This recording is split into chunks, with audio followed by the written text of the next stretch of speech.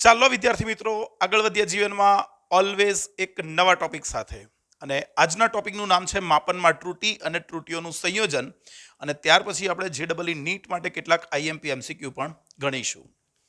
ધ્યાન રાખો, આ ટોપિક જે છે એ તમારી એનસીઆરટીની ટેક્સ્ટબુકમાંથી નીકળી ગયેલો છે, પણ જેડબલઈ અને નીટ માટે પ્રયોગો માટે અને આગળ આપણે જ્યારે 11-12 સાયન્સમાં ભણીશું ત્યારે કેટલાક એમસીક્યુ માટે આ જે રીત છે, આ જે ટોપિક છે એ બહુ જ અગત્યનો છે.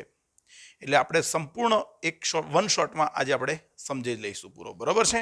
પણ એક જ બેઠકમાં આખો લેક્ચર જોવાનો, બરાબર છે. ચાલો, બીજું, આ લેક્ચરની લિંક તમારા ફ્રેન્ડ સર્કલને શેર કરી શકો છો, જે એ પણ આનો લાભ લઈ શકે. ચાલો આગળ વધીએ. ચાલો સૌથી પહેલા સમજીએ કે માપનમાં ચોકસાઈ અને સચોટતા કોને કહેવાય. આપણે ભૌતિક વિજ્ઞાનમાં જુદી જુદી ભૌતિક રાશિઓનું શું કરવાનું છે? માપન કરવાનું છે, ખરું. હવે માપન એના સાચા મૂલ્યની કેટલું નજીક છે એ જે કહેવાય એને આપણે કહીશું ચોકસાઈ. અને કયા અંક, કયા વિભેદન સુધી તમે માપન કરેલું છે એને કહેવાય એની સચોટતા. સમજાવું, હું પહેલા એક વ્યાખ્યા આપી દઉં એટલે તમને ખબર પડે કે ભાઈ ચોકસાઈ કોને કહેવાય. ચોકસાઈ તો માપેલ મૂલ્ય સાચા મૂલ્યની કેટલું નજીક છે તેને ચોકસાઈ કહે છે. અને સચોટતા કોને કહેવાય? સચોટતા કે માપેલ મૂલ્ય કયા વિભેદન સુધી અથવા તો કયા અંક સુધી, વિભેદન અંક સુધી માપન દર્શાવે છે તેને એની સચોટતા કહેવાય. એક સાદું ઉદાહરણ હું તમને આપું એટલે તમે સમજી જશો, બરોબર છે. હું માની લઉં કે આ એક સ્ટીક, એક લાકડી છે અને આ લાકડીની મારે લંબાઈ માપવી છે. તો હું બે સાધનથી માપું છું. એક સાધન છે મીટર પટ્ટી અને બીજું સાધન છે વર્નિયર કેલિપર્સ. લાસ્ટ લેક્ચરમાં તમે જોયું હશે, મેં તમને સાધન બતાવ્યા હતા, ખરું કે નહીં? તો એક છે મીટર પટ્ટી અને એક છે વર્નિયર કેલિપર્સ. મીટર પટ્ટી ઉપર ઓછામાં ઓછું માપ કેટલું? 0.1 સેન્ટીમીટર. અને સાદું વર્નિયર લઈ લઈએ કે જેના વર્નિયર સ્કેલ પર 10 કાપા છે, તો એનું લઘુત્તમ માપ શક્તિ થશે 0.1 સેન્ટીમીટર, ખરું કે નહીં? એટલે મીટર પટ્ટીથી જો આ જે સ્ટીક છે એની લંબાઈ માપવી હોય તો પોઈન્ટ પછીના પહેલા આંકડા સુધી આપણે ચોકસાઈપૂર્વક માપી શકીએ. અને વર્નિયર કેલિપર્સ હોય તો પોઈન્ટ પછીના બીજા આંકડા સુધી જઈ શકીએ, હા કે ના? હવે હું માની લઉં કે આજે લાકડી હતી, આ લાકડીની ઓરિજિનલ લેન્થ હતી 8 સેન્ટીમીટર. કેટલી હતી? 8 સેન્ટીમીટર હતી. અને મેં માપેલ મૂલ્ય કોના વડે? મીટર પટ્ટી વડે જ્યારે આપણે માપ્યું ત્યારે એનું માપેલ મૂલ્ય આવે છે 7.9 સેન્ટીમીટર. સપોઝ કેટલું આવ્યું? 7.9 સેન્ટીમીટર. સમજો છો? અને જ્યારે મેં વર્નિયરથી માપી જોયું, તો પછી મને મૂલ્ય મળે છે 7.87 સેન્ટીમીટર સપોઝ, બરાબર છે. તો તમે અહીંયા જુઓ કે સાચું મૂલ્ય કેટલું છે? 8 સેન્ટીમીટર. પણ તમે જ્યારે મીટર પટ્ટીથી માપ્યું તો 7.9 આવ્યું અને જ્યારે વર્નિયરથી માપ્યું તો 7.87 આવ્યું. તો સાચા મૂલ્યની નજીક કોણ છે? ભાઈ આ જે છે એ સાચા મૂલ્યની નજીક છે. એટલે આ જે મીટર પટ્ટીનું માપ છે 7.9 એ વધુ ચોકસાઈવાળું માપ કહેવાય. કેવું કહેવાય? વધુ ચોકસાઈવાળું માપ કહેવાય. અને વર્નિયરની મદદથી આપણે જે માપ્યું એમાં જો આનાથી દૂર છે, આ 8 સેન્ટીમીટર જે સાચું મૂલ્ય છે એમાં મીટર પટ્ટીથી જે માપ્યું 7.9 એ સાચા મૂલ્યની નજીક વધારે છે. આનું મૂલ્ય જે છે એના કરતાં મીટર પટ્ટીથી જે માપેલું છે એ મૂલ્ય 8 સેન્ટીમીટરની વધુ નજીક છે. તો ચોકસાઈવાળું કોણ કહેવાય? મીટર પટ્ટીવાળું, ખરું કે નહીં? પણ વધુ વિભેદન એટલે કે સચોટ મૂલ્ય કેવું કહેવાય? સચોટમાં આપણે આને કહીશું 7.87 સેન્ટીમીટર. આ જે માપ્યું, કારણ કે આમાં પોઈન્ટ પછીનો પહેલો આંકડો છે, આમાં પોઈન્ટ પછી બે આંકડા છે, આમાં પોઈન્ટ પછી એક છે, આમાં પોઈન્ટ પછી બે છે. તો આ વધુ સચોટ કહેવાય, આ વધુ સચોટ છે તેવું કહેવાય. અને આ વધુ ચોક્કસ છે એટલે કે ચોકસાઈવાળું છે એવું કહેવાય. ક્લિયર થયું? તો યાદ રાખવાનું કે ચોકસાઈ એટલે શું અને સચોટતા એટલે શું? વ્યાખ્યા મેં લખી છે કે ભાઈ સાચા મૂલ્યની જેટલું નજીક માપશો એ વધુ ચોક્કસ કહેવાય, ખરું? અને કયા અંક સુધી માપન કરો છો, વિભેદન સુધી માપન કરો છો, એને સચોટતા કહેવાય. ચાલો આગળ. તો પછી ત્રુટી કોને કહેવાય? ભાઈ ત્રુટીને ઇંગ્લિશમાં કહીશું એરર. શું કહીશું? એરર. ત્રુટી કોને કહેવાય? ભાઈ આપણે કોઈ પણ ભૌતિક રાશિનું માપન ગમે તેટલું ચોકસાઈપૂર્વક કરીએ પણ અમુક સાધનોની લિમિટ, અમુક બીજા કારણો છે, આ બધાના કારણે માપનમાં અચોકસાઈ ઉત્પન્ન થાય. માપનમાં શું ઉત્પન્ન થાય? અચોકસાઈ ઉત્પન્ન થાય. તો આ અચોકસાઈના માપને જ શું કહેવાય? ત્રુટી કહેવાય. ધ્યાન રાખો, માપનમાં જે અચોકસાઈ ઉત્પન્ન થાય એના માપને જ આપણે ત્રુટી તરીકે ઓળખીશું. બરાબર છે? એટલે પેન જે સ્ટીક હતી એની લંબાઈ 8 સેન્ટીમીટર હતી, મેં આનાથી માપ્યું મીટર પટ્ટીથી તો 7.9 આવ્યું. એ સાચા મૂલ્યની 0.1 જેટલું નજીક છે, ખરું કે નહીં? 0.1નો ડિફરન્સ છે તો 0.1 એ ત્રુટી કહેવાય. એ જ વસ્તુ મેં આની મદદથી માપ્યો હોય તો 0.13 સેન્ટીમીટર છે તો એ વર્નિયરની ત્રુટી તરીકે આપણે લઈ શકીએ, ખરું કે નહીં? ઓકે, તો માપનમાં અચોકસાઈનું જે મૂલ્ય હોય, માપ, એને શું કહીશું? ભૌતિક રાશિના માપનમાં ઉત્પન્ન થતી અચોકસાઈના માપને ત્રુટી કહે છે. તો ત્રુટીઓના પ્રકારો કેટલા? ભાઈ ત્રુટીના મુખ્ય 2 પ્રકારો, એક વ્યવસ્થિત ત્રુટી અને બીજી છે અવ્યવસ્થિત ત્રુટી.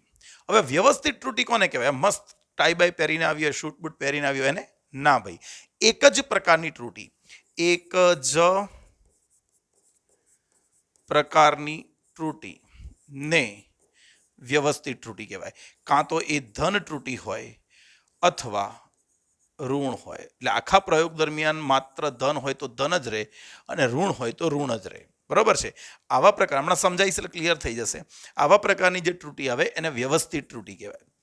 આ ધન ત્રુટી શું, ઋણ ત્રુટી શું, એ સમજીએ હમણાં. બરાબર છે? પણ અવ્યવસ્થિત ત્રુટી કોને કહેવાય? કે પ્રયોગ દરમિયાન તે એટલે ત્રુટી ધન કે ઋણ બંને હોઈ શકે.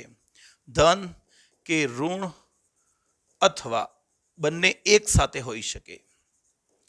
બંને એટલે કદાચ બની શકે પ્રયોગ દરમિયાન કેટલાક અવલોકનોમાં ત્રુટી સાચા મૂલ્ય કરતાં માપેલું મૂલ્ય સાચા મૂલ્ય કરતાં ઓછું પણ મળે અને સાચા મૂલ્ય કરતાં વધારે પણ મળે. બરાબર છે? તો બંને એક સાથે હોય તો આ પ્રકારની જે ત્રુટી હોય એને કહેવાય રેન્ડમ એરર અથવા તો એને કહેવાય અવ્યવસ્થિત ત્રુટી. યાદ રાખજો, વ્યવસ્થિત કોને કહેવાય? જે એક જ પ્રકારની હોય, કાં તો ધન હોય તો ધન જ રાખા પ્રયોગ દરમિયાન, ઋણ હોય તો ઋણ જ રહે. પણ આ અવ્યવસ્થિત ત્રુટી એવી છે કે જે ધન પણ હોઈ શકે એક સાથે અને એ જ પ્રયોગમાં એ ઋણ પણ હોઈ શકે. એક ઉદાહરણ તમને બતાવું. દાખલા તરીકે ચાલો હું કહું કે ભાઈ હું બજારમાંથી એક સ્કેલ લઈ આવ્યો અને આ સ્કેલમાં અહીંયા 0 લખેલો છે, પછી 1 2 3 4, 1 મિનિટ, તો આમાં 4 કાપા, 1 2 3 4 5, 1 2 3 4 5, 1 2 3 4 5, એટલે આ 1 સેન્ટીમીટર છે, આ 2 સેન્ટીમીટર છે અને આવી હું સ્કેલ લઈ આવ્યો. હવે તમે અહીંયા જોજો ખાલી, હું આ સ્કેલ વડે કોઈક લંબાઈ માપું છું. આ સ્કેલ વડે મેં લંબાઈ માપી અને આ લંબાઈ મને મળી સપોઝ 8 સેન્ટીમીટર. લંબાઈ કેટલી મળી? 8 સેન્ટીમીટર. તો આપણે કહીશું કે ઓકે, આની લંબાઈ 8 સેન્ટીમીટરમાં ત્રુટી છે. તો ધ્યાનથી જુઓ ને, તો જો મેં તમને અહીંયા એક વસ્તુ બતાવ્યું કે આ સાધનમાં ભૂલ છે. આ સાધન જે છે ફૂટપટ્ટી આપણે બજારમાંથી લાવ્યા છીએ પણ એમાં ભૂલ છે. દરેકમાં 5 કાપા છે અહીંયા, પણ આ પહેલો જ ભાગ એવો છે કે જ્યાં 3 જ કાપા છે. ઓછું માપ છે અને વધારે બતાવી દીધું છે, ખરું? એટલે તમે વિચારો કે અહીંયા એક કાપો ઓછો છે અને તમે હવે સ્ટીકની લંબાઈ માપી અને મળી કેટલી? 8 સેન્ટીમીટર. તો તમે જ વિચારો કે તમે જે માપ્યું 8 સેન્ટીમીટર એના સાચા મૂલ્ય કરતાં વધારે હશે કે ઓછું હશે? વિચારી લો ધ્યાનથી, ખરું કે નહીં? વિચારો શાંતિથી. શું આમાં 3 કાપા છે, ચોથો એટલે કે 3 જ કાપા, ચોથા કાપા એ અડધો સેન્ટીમીટર થઈ જાય છે, એટલે એક કાપો ઓછો છે. તો પછી મેં જ્યારે આ માપ્યું તો જો એક કાપો વધારે હોય ને તો બધું મૂલ્ય આમ ખસશે. એનો મતલબ કે જ્યાં મેં 8 સેન્ટીમીટર માપ્યું ત્યાં વાસ્તવમાં 8 સેન્ટીમીટર નહીં થાય, 7.9 સેન્ટીમીટર થશે જો અહીંયા એક કાપો વધારે હોય તો. ખ્યાલ આવે છે?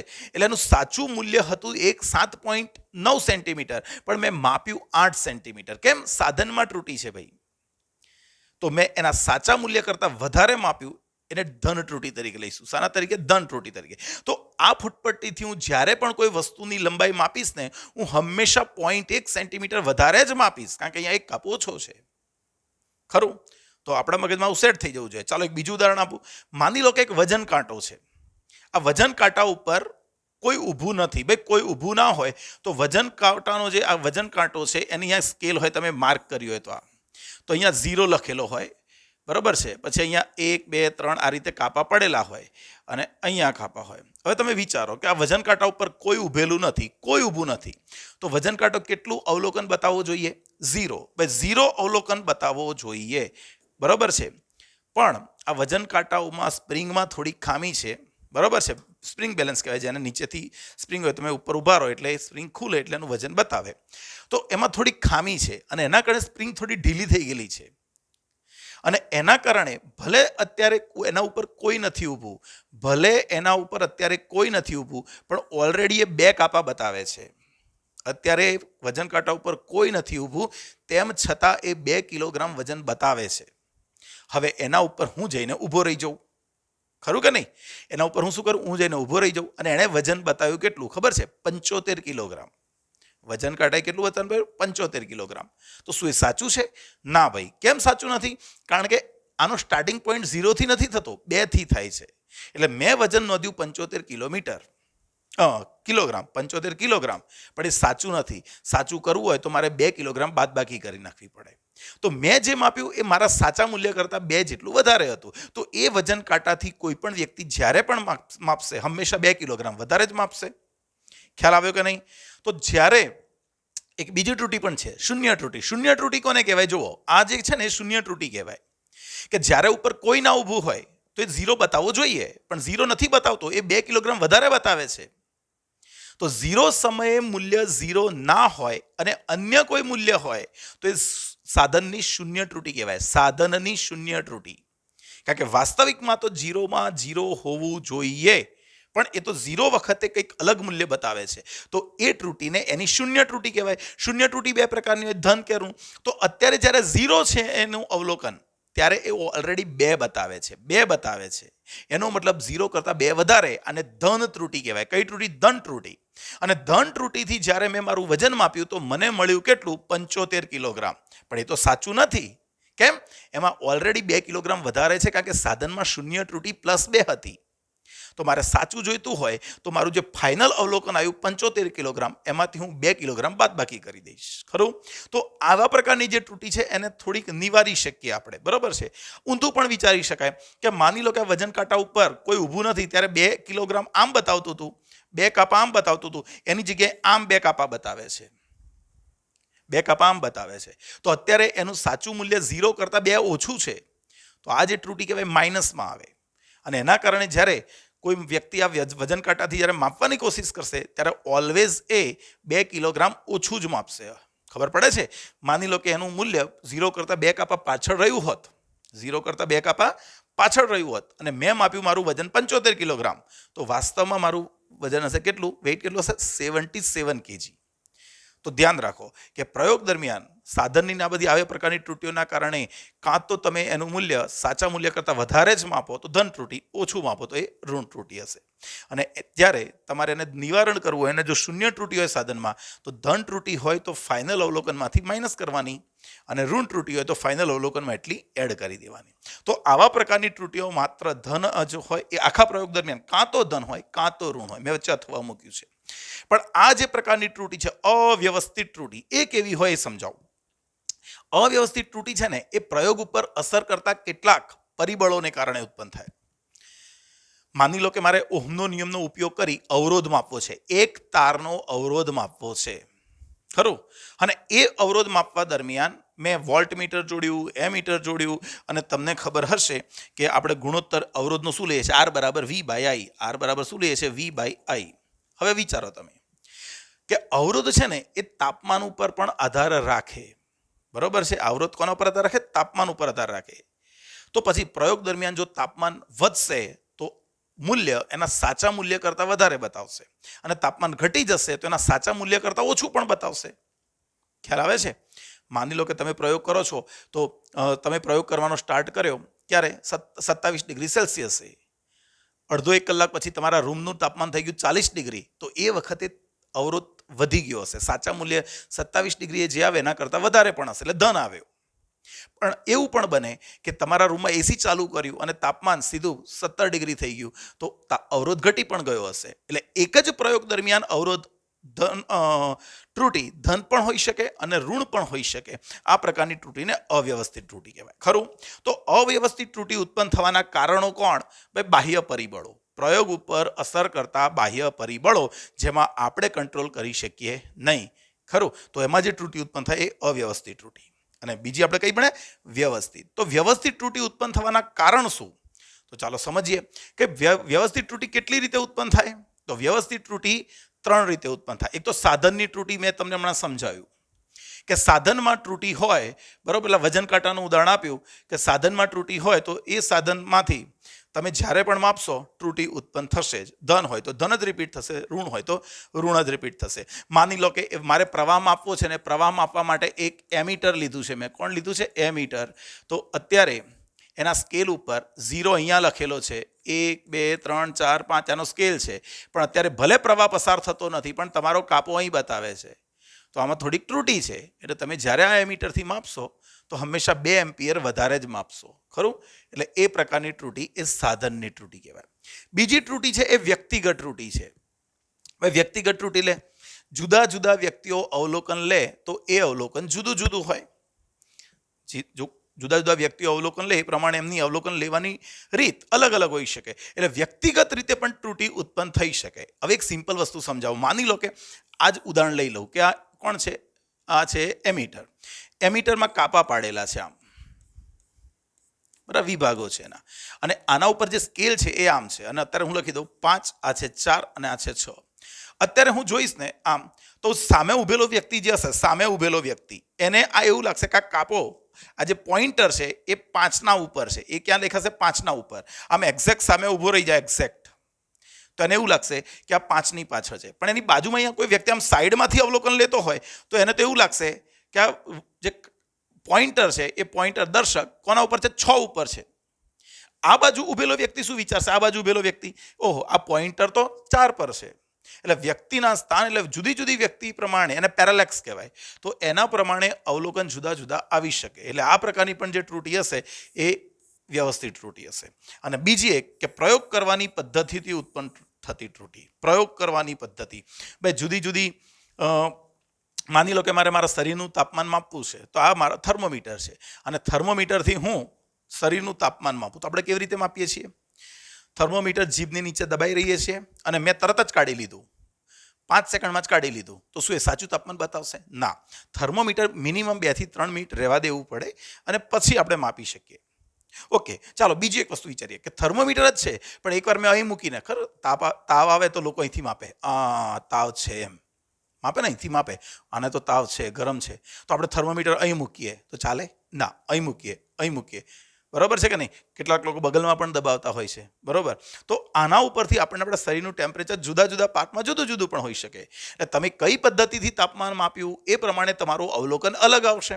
તો અહીંયા પ્રયોગ કરવાની જે પદ્ધતિ છે એમાંથી ઉત્પન્ન થતી ત્રુટિ એ પણ વ્યવસ્થિત ત્રુટિમાં જ ગણવામાં આવે છે. ક્લિયર થઈ ગયું દરેક જણના? 3 મેં સમજાયું. થિયરી યાદ રાખવાની જરૂર નથી, પણ કેવી રીતે ત્રુટિઓ ઉત્પન્ન થાય એ આવી શકે. આ જ વખતના નીટના એક્ઝામમાં અવ્યવસ્થિત ત્રુટિનો જ પ્રશ્ન પૂછાઈ ગયો કે પ્રયોગ પર અસર કરતા પરિબળોમાં થતા અનિયમિત ફેરફારોને કારણે ઉત્પન્ન થતી ત્રુટિ કેવી હશે? તો આપણે કહી શકીએ અવ્યવસ્થિત ત્રુટિ. બરાબર છે? ચાલો, આટલું પહેલા સેવ કરી લઈએ. નેક્સ્ટ વાંચો હવે કે ભાઈ ભૌતિક રાશિનું પ્રાયોગિક મૂલ્ય અને ત્રુટિનું માપન. આપણે કોઈ ભૌતિક રાશિનું માપન કરવું છે અને એનું પ્રાયોગિક મૂલ્ય કેવી રીતે નક્કી કરીશું? બહુ જ અગત્યનું છે, ધ્યાન રાખજો. હવે એનું પ્રાયોગિક મૂલ્ય કેવું છે અને એમાં ત્રુટિ કેટલી ઉત્પન્ન થાય એ મારે અહીંયા સમજવાનું છે. તો હું અહીંયા લખું કે ધારો કે કોઈ ભૌતિક રાશિ એના માપનમાં મળતા અવલોકનો A1 A2 dash dash dash AN છે. આ શું છે? એક ઉદાહરણ સાથે સમજીશું આપણે. એક ઉદાહરણ સાથે સમજીશું આ શું છે આખી ઘટના. બરાબર છે? તો આપણે કોઈ ભૌતિક રાશિનું માપન કરવું છે અને પ્રયોગ દરમિયાન શું આપણે એક જ અવલોકન લઈશું? પ્રયોગ દરમિયાન આપણે શું એક જ અવલોકન લઈશું? ના. એ ભૌતિક રાશિ માપવા માટે આપણે વધુ ચોકસાઈ મેળવવા માટે એક કરતાં વધારે અવલોકન લઈશું. ખરું? હું એક ઉદાહરણ આપું તો તમે સમજી જશો. અહીંયા જુઓ, એક વાહનની માઇલેજ માપવાના પ્રયોગમાં મળતા અવલોકનો 48 કિલોમીટર પર લીટર, 54 કિલોમીટર પર લીટર, 47 કિલોમીટર પર લીટર, 50 અને 51 છે. તમે 11 સાયન્સમાં આવ્યા એટલે તમારા પપ્પાએ તમને એક્ટિવા લઈ આપ્યું કે ભાઈ હવે તો ક્લાસમાં જવું પડશે, ટાઈમનો બહુ બચાવ કરવો પડશે. ખરું કે નહીં? તો આપણે આ એક્ટિવાનું શું કરીશું કે ભાઈ નવી નવી એક્ટિવા છે ને મારે એની માઇલેજ માપવી છે. માઇલેજ એટલે શું કે ભાઈ 1 લીટર પેટ્રોલે આપણું એક્ટિવા કેટલું ચાલશે એ આપણે ગણવું છે. તો આપણે શું કર્યું કે સોમવારે લઈને નીકળ્યા 1 લીટર પેટ્રોલ નાખીને. તો સોમવારે સપોઝ ચાલે છે 48 કિલોમીટર 1 લીટરે. બરાબર? તો આપણે બધાને કહી દઈશું કે ભાઈ હા એવરેજ 48ની આપે છે. આપણે એવું કહીશું કે માઇલેજ કેટલી આપે છે? 48. ના, આપણે આખું અઠવાડિયું ચેક કરીશું. રોજ 1 લીટર પેટ્રોલ નાખીને ચેક કરીશું કે ભાઈ કેટલી આપે છે માઇલેજ. તો આપણે સોમવારે જ્યારે અવલોકન લીધું ત્યારે 48 આવ્યું. 1 લીટરે તમારી એક્ટિવા 48 કિલોમીટર ગઈ. બીજા દિવસે 54 કિલોમીટર ચાલી, ત્રીજા દિવસે 47, ચોથા દિવસે 50, પાંચમા દિવસે શુક્રવારે 51 કિલોમીટર ચાલી. ખબર પડે છે? એટલે જુદા જુદા દિવસે તમે કયા રોડ ઉપરથી પસાર થયા હશો એના ઉપર ડિપેન્ડ કરે. માની લો કે એકવાર ખુલ્લો રોડ હતો, બહુ આપણે 40 to 60ની વચ્ચે ગાડી ચલાવી તો ખાલી 54 કિલોમીટર ચાલી. અને એક દિવસ એવો પણ બની શકે તમે બહુ ભીડવાળા વિસ્તારમાં ચલાવી હશે થોડીક, તો ત્યાં 47 પણ ચાલી હશે. તો મારે એની માઇલેજ કહેવી છે. તો ખબર પડે છે, એક્ટિવાની માઇલેજ માપવા માટે મેં એક જ અવલોકન નથી લીધું, એક કરતાં વધારે અવલોકન લીધા. એમાંથી સૌથી પહેલું અવલોકન હું અહીંયા લખી નાખું. ચાલો, કેટલું મળે છે? 48. એકમ નથી લખતો, કિલોમીટર પર લીટર નથી લખતો. A2 બરાબર મળે છે 54, A3 મળે છે 47, A4 મળે છે 50 અને A5 મળે છે 51. ખરું? આ 5 અવલોકન મળ્યા. તો આપણે અહીંયા એ જ કર્યું કે કોઈ ભૌતિક રાશિ એનું મૂલ્ય માપ્યું તો એમાં જુદા જુદા અવલોકનો લીધા. કેટલા? n અવલોકનો લીધા. તો પછી ભૌતિક રાશિ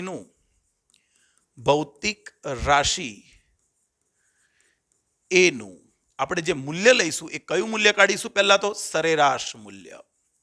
તો ભાઈ આખી રાશિનું એવું મારથી એવું થોડું કહેવાય કે ભાઈ પહેલી વાર માપશો તો આટલું આવશે, બીજી વાર માપશો તો આટલું આવશે. એવું ના બોલાય મારથી. મારે રાશિનું એક જ મૂલ્ય કહેવું પડે. તો એક જ મૂલ્ય માપવા માટે મારે કરવું પડે સરેરાશ.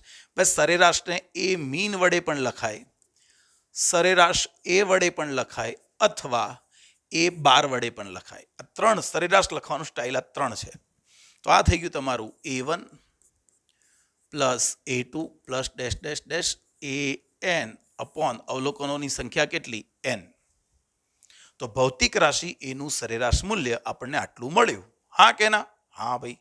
ઓકે, તો આપણે અહીંયા વિચારીએ કે ભાઈ આપણે એક દિવસ એવરેજ આવી 48, એક દિવસે 54, એક દિવસે 47, 50, 51. તો કોઈ મને પૂછે કે તમારી એક્ટિવાની એવરેજ કેટલી? તો હું એવું કહીશ કે ભાઈ તું સોમવારે ચલાવીશ ને તો 48 ચાલશે. મંગળવાર તો બહુ મસ્ત દિવસ, એ દિવસે ચલાવું તો 54 આવે. હા, પણ બુધવારે ના ચલાવતા ભાઈ, બુધવારે ના ચલાવતા કારણ કે ત્યાં 47 એવું બોલીશું? ના ભાઈ, આપણે એક્ટિવાની માઇલેજનું એક જ મૂલ્ય કહીશું. તો આપણે અહીંયા કહીએનું કયું મૂલ્ય? સરેરાશ મૂલ્ય. સરેરાશ મૂલ્ય એટલે હું A12 લખીશ. એ મીન લખવું તો તમારે લખવાની છૂટ. તો અહીંયા A1 પ્લસ A2 બધાનો શું કરવાનો? સરવાળો. 48 વત્તા 54 વત્તા 47 વત્તા 50 વત્તા 51 ભાગ્યા અવલોકન. અરે અરે અરે અરે અવલોકનો 5 છે તો 5 લખવાનું ને. આપણે સૂત્ર થોડું લખીએ છીએ ત્યારે 5. ચાલો આનો સરવાળો કરીશું ને તો લગભગ મેં સેટ કરેલું જ છે. આમ તો 250 હશે. 7 ને 15 50 એટલે 250 થશે. એટલે મેં સેટ જ કરીને રાખ્યો છે. ઓકે, તો A12. તો A12 આપણને કેટલું મૂલ્ય મળી ગયું? 50 કિલોમીટર પર લીટર. તો આપણા એક્ટિવાની માઇલેજ હવે કોઈ મને પૂછશે કે ભાઈ તમે નવું એક્ટિવા લાયા છો પણ એવરેજ બેવરેજ આપે છે? આપણે કહીશું હા સારી આપે છે. કેટલી આપે છે? 50 કિલોમીટર પ્રતિ લીટર. આ જે મૂલ્ય ખરું સરેરાશ એ આપણે એની એક વેલ્યુ કહીશું સરેરાશ, ખરું? હવે વાત છે એમાં ત્રુટી. ભાઈ આ તો મૂલ્ય શોધ્યું, આ તો શું શોધ્યું? મૂલ્ય, સરેરાશ મૂલ્ય શોધ્યું. પણ એમાં ત્રુટી ખરી? હા ભાઈ એમાં ત્રુટી છે. તો એવું ત્રુટી હવે માપવાની છે. તો ભાઈ દરેક અવલોકનની ત્રુટી, દરેક અવલોકનની નિરપેક્ષ ત્રુટી માપવાની છે. ભાઈ દરેક અવલોકનની નિરપેક્ષ ત્રુટી કેવી રીતે મપાય? જુઓ, તો એને લખાય છે ડેલ્ટા એ. શું લખાય? ડેલ્ટા એ. એનમાં અવલોકનની ત્રુટી જોઈતી હોય તો શું કરવાનું? તો તમારું જે સરેરાશ મૂલ્ય આવે છે, બરાબર છે, એમાંથી A1 બાદ કરી નાખવાનું, AN બાદ કરવાનું. ઊંધું કરશો તો બી ચાલશે, કોઈ પ્રોબ્લેમ નથી. AN માઇનસ A બાર કરશો તો પણ ચાલશે, બરાબર છે. તો એક દરેક અવલોકનની નિરપેક્ષ ત્રુટી ડેલ્ટા AN બરાબર અવલોકન સરેરાશમાંથી મૂલ્ય બાદ કરી નાખીશું તો ચાલી જશે. સપોઝ કે પહેલા અવલોકનની મારે ત્રુટી જોઈએ છે, પહેલા અવલોકનની, તો હું શું કરીશ? સરેરાશમાંથી પહેલાનું મૂલ્ય બાદ કરી નાખીશ, ખરું કે નહીં? ડેલ્ટા A2 તો A2 માંથી બાદ કરી નાખીશ, A બારમાંથી A2 બાદ કરી નાખીશ, ખરું? તો આપણને આ રીતે દરેક અવલોકનની ત્રુટી મળી જશે, દરેક અવલોકનની. અને દરેક અવલોકનની મળી જાય તો આપણે પાછી ત્રુટીઓનું પણ સરેરાશ લઈશું, કે સરેરાશ નિરપેક્ષ ત્રુટી, સરેરાશ નિરપેક્ષ ત્રુટી. તો હું અહીંયા લખું ડેલ્ટા A બાર, અને ડેલ્ટા A મીન લખવું હોય તો પણ છૂટ છે, ડેલ્ટા A મીન લખવું હોય તો પણ છૂટ છે, અને આને ડેલ્ટા એ લખીશું તો પણ છૂટ છે. હું તો 12 લખીશ, બરોબર છે. તો શું કરવાનું? ભાઈ જેટલી જે રીતે તમે મૂલ્યોનું સરેરાશ કાઢ્યું એ રીતે હવે ત્રુટીઓનું પણ સરેરાશ કાઢવાનું. તો ત્રુટીઓનું સરેરાશ શું છે? ધ્યાન રાખજો, ડેલ્ટા A1 પહેલા અવલોકનની ત્રુટી plus delta A2 plus dash dash dash delta AN, એટલે બધી ત્રુટીઓનો બધી નિરપેક્ષ ત્રુટીઓનો સરવાળો ભાગ્યા n. સમજો હવે. તો પછી હવે કોઈ મને પૂછે છે કે ભાઈ તમારું એક્ટિવા એવરેજ આપે છે કેટલાની? મેં કીધું 50ની. એક્ઝેક્ટ 50ની? એનો મતલબ રોજ 50ની આપે? ના ભાઈ, થોડુંક આગા પાછું, થોડુંક આગળ થોડું પાછું. કેટલા તમને જ કોઈ પૂછે કેટલા ટકા આવશે, એટલે તમે શું કહો? 80%. એક્ઝેક્ટ 80? ના, આગળ પાછળ 2, ખરું કે નહીં? 2 ઉપર યા 2 નીચે. તો એ જે કહીએ છીએ આપણે ત્રુટી કહીએ છીએ. તો એ ત્રુટી કેવી રીતે કહેવાની હવે? તો હું અહીંયા શું કરીશ કે દરેક અવલોકનની ત્રુટી કાઢીશ, દરેક અવલોકનની નિરપેક્ષ ત્રુટી કાઢીશ, દરેક અવલોકનની નિરપેક્ષ ત્રુટી. ચાલો, તો પહેલા અવલોકનની લખું તો ડેલ્ટા A1. શું કરું? એક જ વાર લખી શકું, હા, સરેરાશમાંથી A1 બાદ કરી દઉં. આ કેટલું છે? 50. 50 માઇનસ 48 એટલે કેટલું આવી ગયું? 2 કિલોમીટર પર લીટર. લખતો નથી એકમ, ચાલશે. આ ડેલ્ટા A1. ડેલ્ટા A2 કેટલું આવી જશે? તો A બાર ખાલી આ છેલ્લી વાર લખું છું, 50 માઇનસ 54 એટલે આવી ગયું -4. ચાલો, ડેલ્ટા A3 હવે ડાયરેક્ટ જ લખીશ. ભાઈ ડેલ્ટા A બાર એટલે કોણ? 50, અને A3 એટલે કોણ? 47, એટલે આ કેટલું આવી ગયું? 3.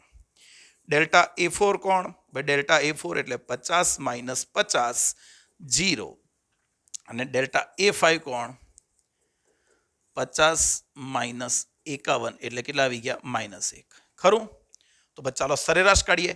તો મને કોઈ પૂછે કે ભાઈ તમારી એક્ટિવામાં ત્રુટી ખરી એવરેજમાં? તો આપણે એવું બોલીશું કે ભાઈ આમ તો એની એવરેજ 50 મળે છે, પણ સોમવારે ચલાવીએ ને તો 2 ઓછી મળે, મંગળવારે ચલાવીએ તો પછી -4 વધારે મળી જાય, બુધવારે ચલાવીએ તો 3 ઓછી, આવું બોલીશું? ના ભાઈ, એમાં પણ ત્રુટી પણ પ્લસ ઓર માઇનસમાં એક જ મૂલ્ય કહેવું પડશે.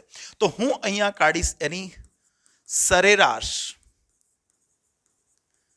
નિરપેક્ષ ત્રુટી. કઈ ત્રુટી? સરેરાશ નિરપેક્ષ ત્રુટી. તો સરેરાશ નિરપેક્ષ ત્રુટી કેવી રીતે નીકળવાની? ભાઈ A બાર બરાબર, ચાલો મૂલ્ય જોઈએ, કોણ કોણ છે?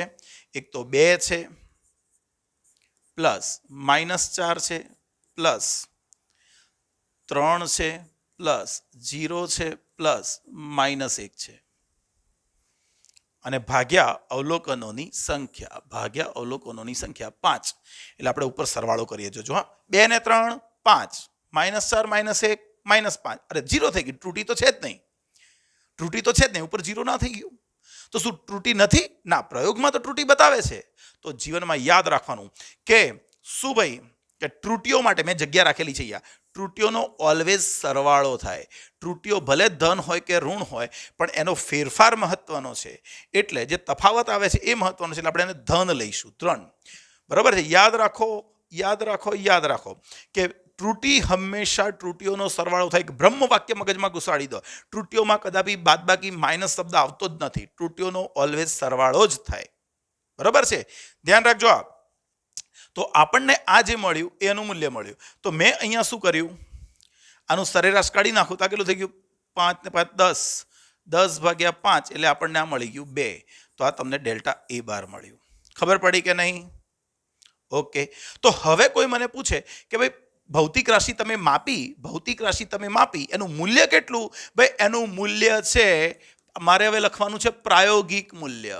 કે ભાઈ તમે એક પ્રયોગ કર્યો, એમાં તમે એ ભૌતિક રાશિ માપી, પણ એનું મૂલ્ય કેટલું? તો હું મૂલ્ય કહી દઈશ. એનું મૂલ્ય છે એ બાર, જે હું કહીશ એનું કોણ? સરેરાશ મૂલ્ય. અને ત્રુટી કેટલી એમાં? હા ભાઈ, એમાં ત્રુટી પણ છે. કેટલી? સરેરાશ નિરપેક્ષ ત્રુટી લખી દઉં છું અહીંયા. સરેરાશ નિરપેક્ષ ત્રુટી. તો મૂલ્ય કેટલું? જે તમે સરેરાશ કાઢ્યું, મૂલ્યોનું સરેરાશ, એ મૂલ્ય કહેવાય આખા પ્રયોગનું. અને એમાં જે ત્રુટી આવી સરેરાશ, એની ત્રુટી કહેવાય. કેવી પણ? પ્લસ કે માઇનસ? ભાઈ એટલી પ્લસ પણ મળે, એટલી માઇનસ પણ મળે. એટલે આપણે લખી દીધું પ્લસ ઓર માઇનસ. તો ભૌતિક રાશિનું પ્રાયોગિક મૂલ્ય શું થયું? એ બાર પ્લસ ઓર માઇનસ ડેલ્ટા એ બાર. તો બચ્ચાઓ સમજી જાઓ કે આપણું જે એનું મૂલ્ય છે એ આપણને કેટલાથી કેટલાની વચ્ચે મળશે? ભાઈ એ માઇનસ ડેલ્ટા એ બાર થી મોટું હશે, અથવા એ બાર પ્લસ ડેલ્ટા એ બારથી નાનું હશે. આટલાથી આટલાની વચ્ચે મળી શકે, એમ આપણે એવું બોલી શકીએ. ખબર પડી કે ના પડી? ઓકે. તો પછી હવે ભણીએ સાપેક્ષ ત્રુટી. અને ઇંગ્લિશમાં કહેવાય રિલેટિવ એરર. કઈ કહેવાય? રિલેટિવ. અથવા એનું બીજું પણ નામ છે આંશિક ત્રુટી. કઈ ત્રુટી? આંશિક ત્રુટી. એને કહેવાય ફ્રેક્શનલ એરર. બરોબર છે. તો આંશિક ત્રુટી કેવી રીતે મળે?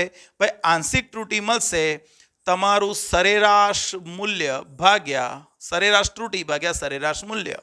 આ તમારી આંશિક ત્રુટી થાય. તમારી ભૌતિક રાશિનું જે ત્રુટી આવી, સરેરાશ ત્રુટીને સરેરાશ મૂલ્ય વડે ભાગી નાખશો તો તમને આંશિક ત્રુટી મળી જાય. અને એના ઉપરથી આપણે જોઈએ છે પ્રતિશત ત્રુટી.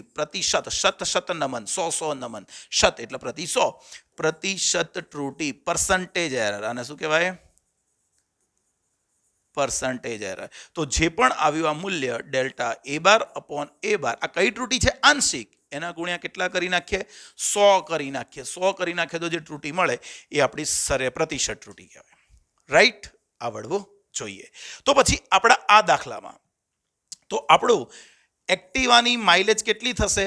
એક્ટિવાની માઇલેજ, તો મને કોકે પૂછ્યું કે ભાઈ એક્ટિવાની માઇલેજ કેટલી? તો હું એને શું કહીશ ખબર? ભાઈ એનું મૂલ્ય મળશે એ બાર અને આ ડેલ્ટા એ બાર. એટલે એનો મતલબ શું? કે ભાઈ એક્ટિવાનું એવરેજ કેટલી? એક્ટિવાની માઇલેજ કેટલી? 50 કિલોમીટર પર લીટર. પણ એમાં વધઘટ ખરી? હા ભાઈ, એમાં પ્લસ ઓર માઇનસ 2 જેટલી વધઘટ આવી શકે. તો આપણે એનું પ્રાયોગિક મૂલ્ય લીધું એક્ટિવાની માઇલેજનું. ખરું? ઓકે. તો પછી આપણે એની સાપેક્ષ ત્રુટી કહીએ તો કઈ ત્રુટી? સાપેક્ષ ત્રુટી કહીએ તો એમાં શું થશે? કહો તો મને. ડેલ્ટા એ બાર અપોન એ બાર બરાબર. તો આ થઈ ગયું કેટલું? ત્રુટી કેટલી છે? 2 ભાગ્યા 50. તો આ થઈ ગયું તમારું 0.04 કદાચ. 2 ભાગ્યા 5 કરે, જો 2 ભાગ્યા 5 કરે તો 0.4 મળે. બીજો એક 0 છે એટલે 0.4 મળશે. ખરું કે નહીં? અથવા એક કામ કરીએ, ઉપર નીચે 2 વડે ગુણી નાખીએ. ઉપર 2 નીચે 2, નીચે 2 ગુણીએ તો 100, ઉપર 4, 4 ભાગ્યા 100, 0.04. આ સાપેક્ષ ત્રુટી આવી ગઈ. અને હવે પ્રતિશત ત્રુટી કે, અરે સિમ્પલ છે યાર, પ્રતિશત ત્રુટી. તો પ્રતિશત ત્રુટી કેટલી થશે? ડેલ્ટા એ બાર અપોન એ બાર ગુણ્યા 100. તો આ તમને મળી જશે કેટલું?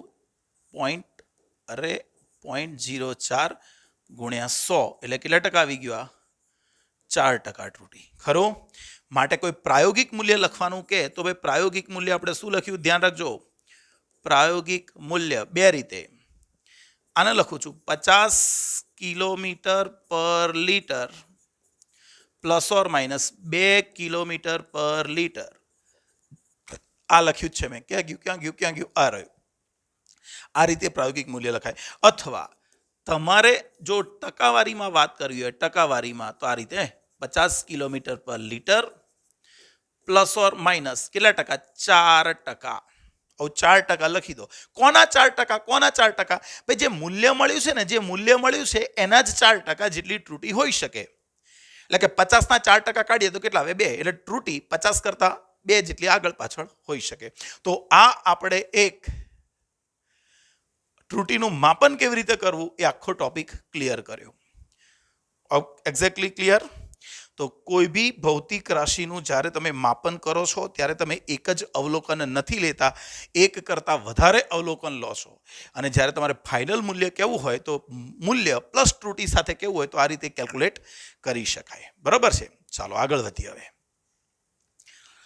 તો આ જે છે HW હોમવર્ક માટે છે, મેં તમને આપ્યો છે. ઘણો છોકરાઓ પાણીના વક્રીભવનાંકનો અવલોક જો મૂલ્ય આપ્યા છે. વક્રીભવનાંક તમારે એ લેવું હોય તો બી છૂટ, એન લેવું હોય તો બી છૂટ. A1, A2, A3, A4, A5. તમારે એની નિરપેક્ષ ત્રુટી, સાપેક્ષ ત્રુટી અને પ્રતિશત ત્રુટી શોધવાની છે. એના આન્સર્સ મેં તમને આપી દીધા છે. રાઈટ? ટેલી કરો અને કમેન્ટ બોક્સમાં મને જણાવો કે is it right or not. Comment બોક્સમાં જણાવીને કહો કે ભાઈ સાચું છે કે ખોટું છે. કોમેન્ટ કરો. નેક્સ્ટ સેમ એવો જ ક્વેશ્ચન છે, સેમ એવો ક્વેશ્ચન જેવો એક્ટિવા માટે મેં સમજાયો. અરે આ રહ્યો, બસ સેમ એવો જ છે. એટલે તમારે આ બી જાતે ગણવાનો. જાતે ગણો, જાતે ગણો. સહી પકડે હે, જાતે ગણો. આન્સર ટેલી કરો, આન્સર ટેલી કરો. આ રહ્યો, મેં આન્સર લખેલો જ છે. બરાબર છે? તો પ્રેક્ટિસ માટે મેં દાખલા મૂક્યા છે, તમારે ગણવાના છે, હું નહીં ગણાવું. પહેલાં બધા મૂલ્ય છે A1, A2, A3, A4, A5 બધાનો સરવાળો કરી ભાગ્યા 5 કરશો એટલે તમને સરેરાશ મૂલ્ય મળશે. દરેકમાંથી ત્રુટી બાદ કરી નાખો, સરેરાશમાંથી દરેક અવલોકન એટલે દરેકની નિરપેક્ષ ત્રુટી મળશે. એ નિરપેક્ષ ત્રુટીઓનું સરેરાશ લઈ લો. આવડશે? ચાલો આગળ વધીએ હવે. તો સૌથી પહેલાં આને સેવ કરવું જરૂરી છે. જુઓ, આટલી મહેનત આપણી વ્યર્થ જતી રહે એવું ચાલે નહીં.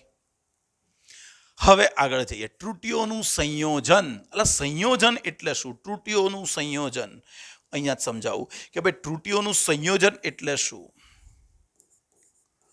ત્રુટીઓનું સંયોજન. ભાઈ તમે કોઈ ભૌતિક રાશિ માપવાના છો તો એનું મૂલ્ય તમને એક્ઝેક્ટ તો નહીં મળે. એનું મૂલ્ય મળશે પ્લસ ઓર માઇનસ કંઈક ત્રુટી મળશે. તો હું માની લઉં કે મેં કોઈક ભૌતિક રાશિ માપી A, પણ આ એ જે માપીને એમાં મૂલ્ય છે A plus or minus delta A. હવે ઉપર બાર પણ નથી કરતો, સમજી જ જવાનું કે આ સરેરાશ છે, ના એનું સરેરાશ ત્રુટી છે.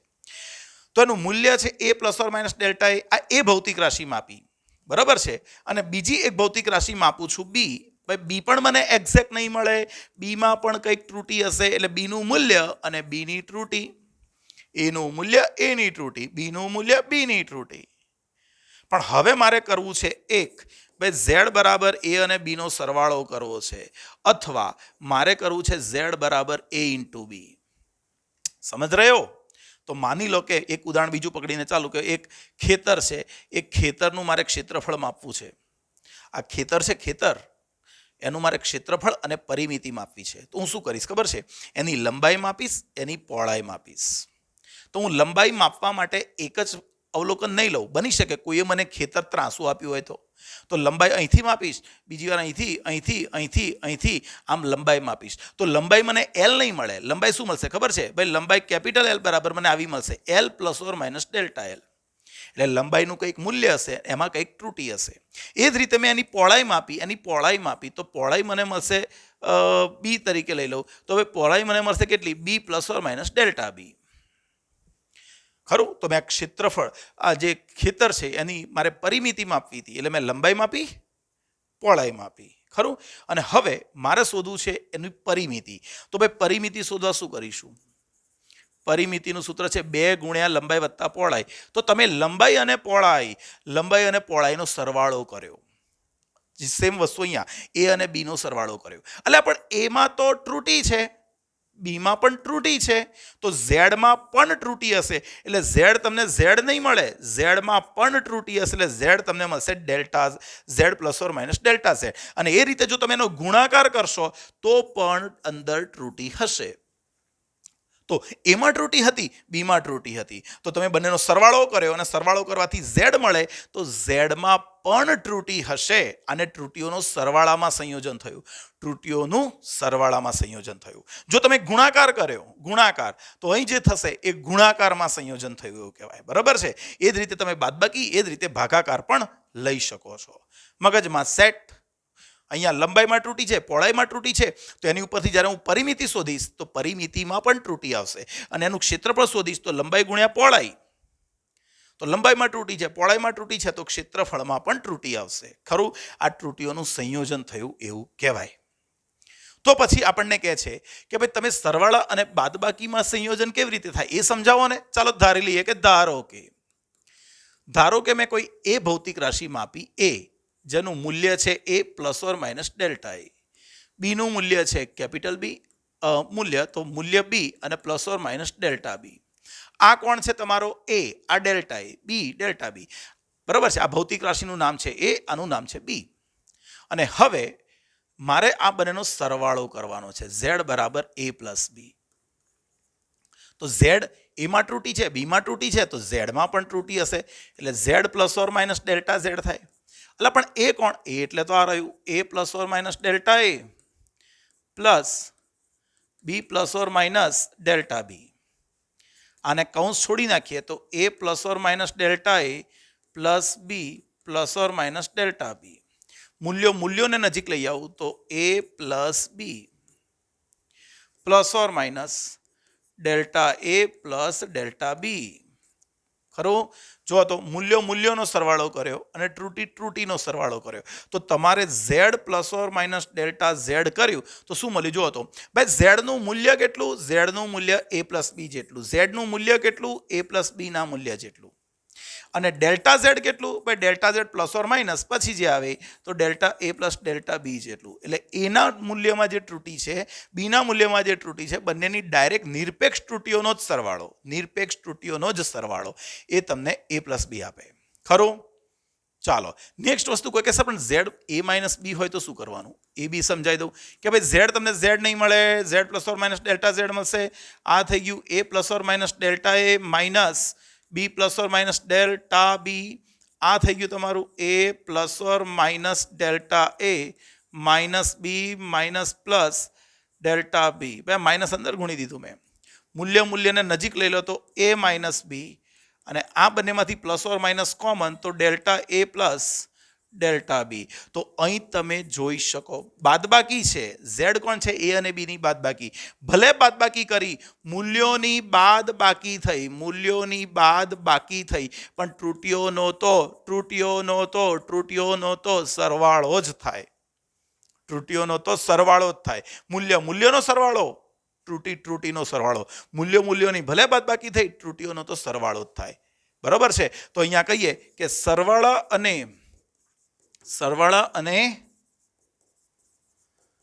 બાદબાકીથી મળતા પરિણામની નિરપેક્ષ ત્રુટી આપેલ રાશિઓની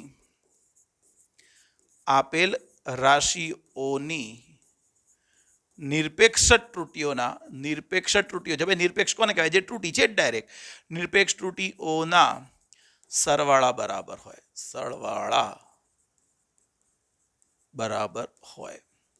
બરાબર છે.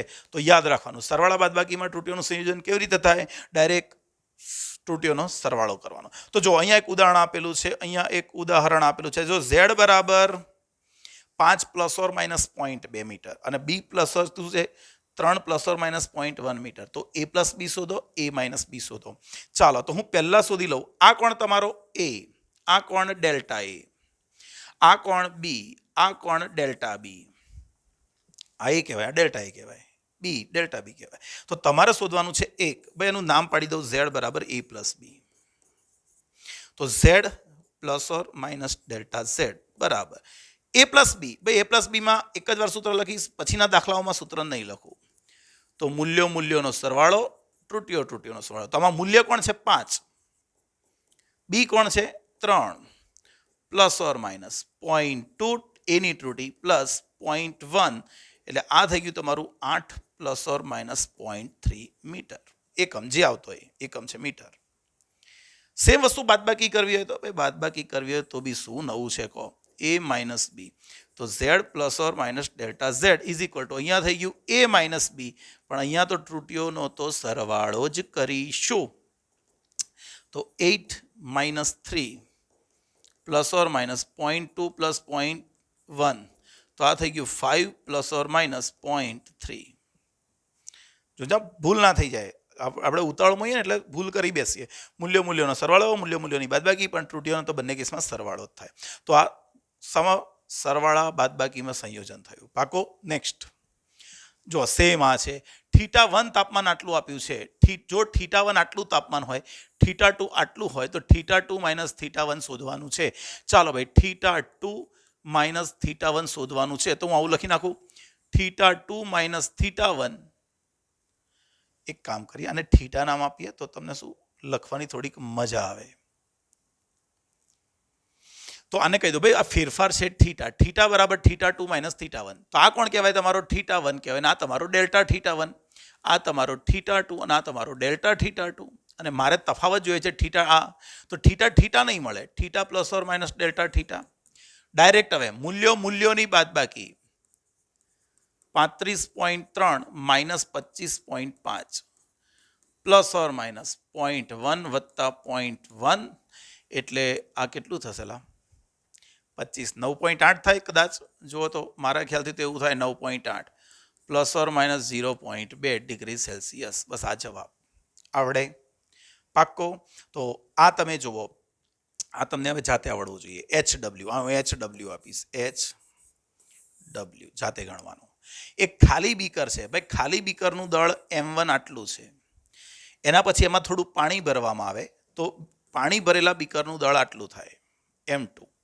તો ત્રુટીને ધ્યાનમાં લેતા પાણીનું દળ, એટલે ખાલી બીકરનું દળ આટલું છે, ભરેલાનું આટલું છે પાણી સાથે, તો આમાંથી આ બાદ કરી દઈએ એટલે આપણને પાણીનું દળ મળી જાય. એટલે જો આન્સર તમારે ગણવો હોય તો ડાયરેક્ટ જ આવી શકે. કેવી રીતે? આમાં કંઈ બુદ્ધિ દોડાવવાની નથી. પેલામાંથી પેલો બાદ કરો અને મૂલ્યોનો સરવાળો, બાદ બાકી જે થાય પેલું 0.2, 0.4 થશે. આવડે કે નહીં? આ સિમ્પલ વસ્તુ છે ભાઈ, આ તો એકદમ ઇઝી છે. મેઇન વસ્તુ શું છે હવે? મેઇન વસ્તુ હવે છે ગુણાકાર ભાગાકારમાં. બરોબર છે? ધ્યાન રાખજો. ચાલો, ગુણાકાર ભાગાકારમાં ત્રુટીઓનું સંયોજન. અબ આએગા મજા, અબ આએગા મજા. પક્કા? તો બિલકુલ ધ્યાનથી સમજવાનું. શામાં કરવાનું છે? ગુણાકાર અને ભાગાકારમાં. ચાલો ધારી લઈએ. ના, પેન બદલી કાઢું, કારણ કે પેન યલો કલર વધારે સારો દેખાય છે. ધારો કે એ ભૌતિક રાશિ માપી અને એ મને મળી plus or minus delta B, અને બી ભૌતિક રાશિ માપી તો B plus or minus delta B છે. અને હવે મારે શોધવાનું છે, જો ઝેડ ઇઝ ઇક્વલ ટુ શું છે? એ ઇન્ટુ બી. ઝેડ શું છે? એ ઇન્ટુ બી. ધ્યાન રાખજો.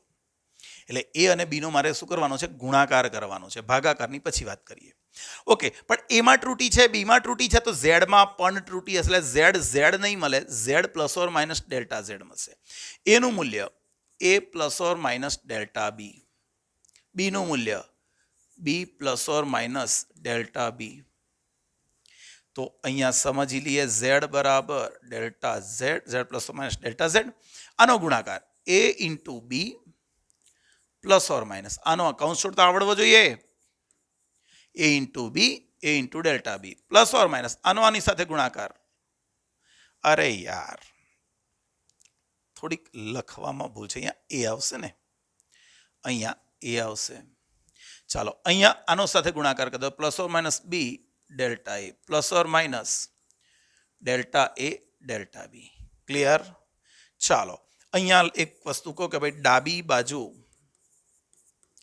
ઝેડ વડે અને જમણી બાજુ એ બી વડે ભાગતા. ભાઈ ચાલે એવું? આ બાજુ અલગથી ભાગ્યું, આ બાજુ અલગથી ભાગ્યું, એવું થોડું ચાલે. ચાલે ભાઈ, મેં શું લખ્યું, આપણે શું છે સૂત્ર ભાઈ, ઝેડ બરાબર શું છે એ બી. હા તો માનો કે આ 10 છે ને આ 5 ગુણ્યા 2 છે, તો તમે આ બાજુ 10 વડે ભાગો, આ બાજુ 10 વડે ભાગો અને આ બાજુ 5 ગુણ્યા 2 વડે ભાગો, શું ફરક પડે? કોઈને ફરક ના પડે. એટલે અહીંયા ભાગી નાખીએ ઝેડ વડે આ બાજુ, તો દેખો તો ઝેડ ભાગ્યા ઝેડ એટલે 1 થઈ જાય, ઝેડ ભાગ્યા ઝેડ 1. અહીંયા થઈ ગયું ડેલ્ટા ઝેડ અપોન ઝેડ બરાબર. આખા સમીકરણને એ બી વડે ભાગવાનું છે, તો પહેલા આને એ બી વડે ભાગવું, એ બી એટલે 1 થઈ ગયું પ્લસ ઓર માઇનસ. એ બી એ નીકળી ગયા, વિચારો ધ્યાનથી, એ બી એ ગયા પ્લસ ઓર માઇનસ, એ બી બી ગયા, તો અહીંયા થઈ ગયું delta A upon delta A upon A plus or minus A B delta A upon A into delta B upon B. આવી ગયો. ચાલો બંને બાજુથી 1 1 નીકળી જશે, તો હું એક સ્ટેપ ખાલી વધારે લખું તમારા માટે, બાકી જરૂર નથી કોઈ આની. તો બધામાંથી પ્લસ ઓર માઇનસ કાઢી પણ નાખું, તો અહીંયા થઈ ગયું ડેલ્ટા, હું પેલા પદને પહેલા લખું, ચાલશે ભાઈ, ગમે તે આગળ પાછળ લખો, શું ફરક પડે, સરવાળો છે ને. Delta A upon A plus delta B upon B plus delta A upon A into delta B upon બી. ભાઈ અહીંયા ધ્યાન રાખજો, delta A upon A into delta B upon બી ઘણું સૂક્ષ્મ છે, તેથી એને અવગણતા. એને શું કરીએ? અવગણતા. હવે સૂક્ષ્મ છે આપણને કઈ રીતે ખબર પડી? હું એક વસ્તુ સમજાવું તો તમને અહીંયા ક્લિયર થઈ જશે, બરાબર છે. આપણે એક ઉદાહરણ આપી દઉં એટલે તમને આઈડિયા આવી જાય. જો હું માની લઉં એ બરાબર છે 10 પ્લસ ઓર માઇનસ 0.1, બી આપણી પાસે છે 20 પ્લસ ઓર માઇનસ 0.4. તો આ તમારો એ થયો, આ ડેલ્ટા એ થયો, આ બી થયો, આ ડેલ્ટા બી થયો. તો હું ડેલ્ટા એ અપોન એ લખું તો શું થાય? ડેલ્ટા એ અપોન એ કોણ? ભાઈ ડેલ્ટા એ અપોન એ એટલે 0.1 અપોન 10 આવ્યું 0.01, ખરું? બી લેશો તો શું થશે? ભાઈ ડેલ્ટા બી અપોન બી લઈ લઈશું ને અહીંયા, તો 0.4 ભાગ્યા 20 એટલે કદાચ આ 0.02 થશે. હજુ સુધી મને કોઈ વાંધો નથી, પણ હવે જુઓ તો delta A upon A into delta B by B, આનો ગુણાકાર થાય ને તો આ 0.01 છે અને આ 0.02 છે, એટલે જ્યારે ગુણાકાર થશે ત્યારે આ આટલું થઈ ગયું. હવે આ પોઈન્ટ પછીનો બીજો આંકડો, આ પોઈન્ટ પછીનો બીજો આંકડો, નહીં પોઈન્ટ પછીના ત્રીજા આંકડા સુધી આ 0 આવે છે. તો આ જે પદ ખરું એ ઘણું નાનું થયું આ બધાની સાપેક્ષમાં, એટલે એને શું કરતા? અવગણતા. ખરું કે નહીં બચ્ચાઓ? ખરું કે નહીં? એટલે ધ્યાન રાખો, આપણે ડેલ્ટા એ અપોન એ અને ડેલ્ટા બી અપોન બી પદ છે એને આપણે શું કરી નાખ્યું? અવગણી નાખ્યું. બરાબર છે? ક્લિયર દરેકના મગજમાં? પાક્કું જ? ચાલો તો આપણને એક સૂત્ર મળી જશે અહીંયા. અરે ચાલો, તો આપણને એક સૂત્ર મળી જશે. માટે અવગણતા, તો આ સૂત્ર શું થઈ ગયું? ડેલ્ટા ઝેડ અપોન ઝેડ બરાબર, અહીંયા લખી દઉં તો delta A upon A plus delta B upon બી. આને શું કર્યું આપણે? અવગણ્યું. તો તમે અહીંયા ગૌર કરજો, અહીંયા ગૌર કરજો. તો ડેલ્ટા ઝેડ તમારું શું થયું? ભાઈ ડેલ્ટા ઝેડ જો તમારે ગણવું હોય ને તો ડાયરેક્ટ નહીં મળે, ઝેડ મળશે into delta A upon A plus delta B by B. જો 2 હોય તો ઇઝીલી મળી જશે. આને હું એ બી કહી દઉં, અને શું કહી દઉં? એ બી. લખવાનું નહીં, આપણે એમ નહીં ગણીએ, આપણે તો ગણીશું આ જ રીતે. માની લો કે એ બી છે, એ બી, તો અંદર ગુણી દઈશું તો અહીંયા શું આવશે? બી ડેલ્ટા એ, અને અથવા લસા લઈ લો યાર તો બી ચાલી જશે, પણ આપણે અત્યારે આવું જ રાખો, આવું જ રાખો. તો આ શું છે ખબર છે? ત્રુટીઓનો સરવાળો નથી. જો આમાં શું થતું હતું? ઝેડની ત્રુટી એટલે ઝેડની ત્રુટી એટલે એની ત્રુટી વત્તા બીની ત્રુટી. આ કઈ ત્રુટીઓનો સરવાળો થયો? આ જે થયો ને નિરપેક્ષ ત્રુટીઓનો સરવાળો થયો. આ કઈ ત્રુટીઓ હતી? ભાઈ આ નિરપેક્ષ ત્રુટીઓ હતી. તો એ અને બીનો સરવાળો કરવાથી ઝેડ મળે, તો ઝેડની ત્રુટી એની નિરપેક્ષ ત્રુટી વત્તા બીની નિરપેક્ષ ત્રુટી. પણ અહીંયા જુઓ તો છોકરાઓ, એ અને બીનો ગુણાકાર થાય તો ઝેડની ત્રુટી નથી, આંશિક ત્રુટી છે. આંશિક ત્રુટી એ એની આંશિક ત્રુટી વત્તા બીની આંશિક ત્રુટી, એટલે અહીંયા તમને ડાયરેક્ટ ત્રુટીઓનો સરવાળો નહીં મળે. શું મળશે? આંશિક ત્રુટીઓનો સરવાળો. આ જ રીતે તારવવાની જરૂર નથી, તારવું હોય તો તારી શકીએ, પણ હું એને નહીં તારવાડાવું.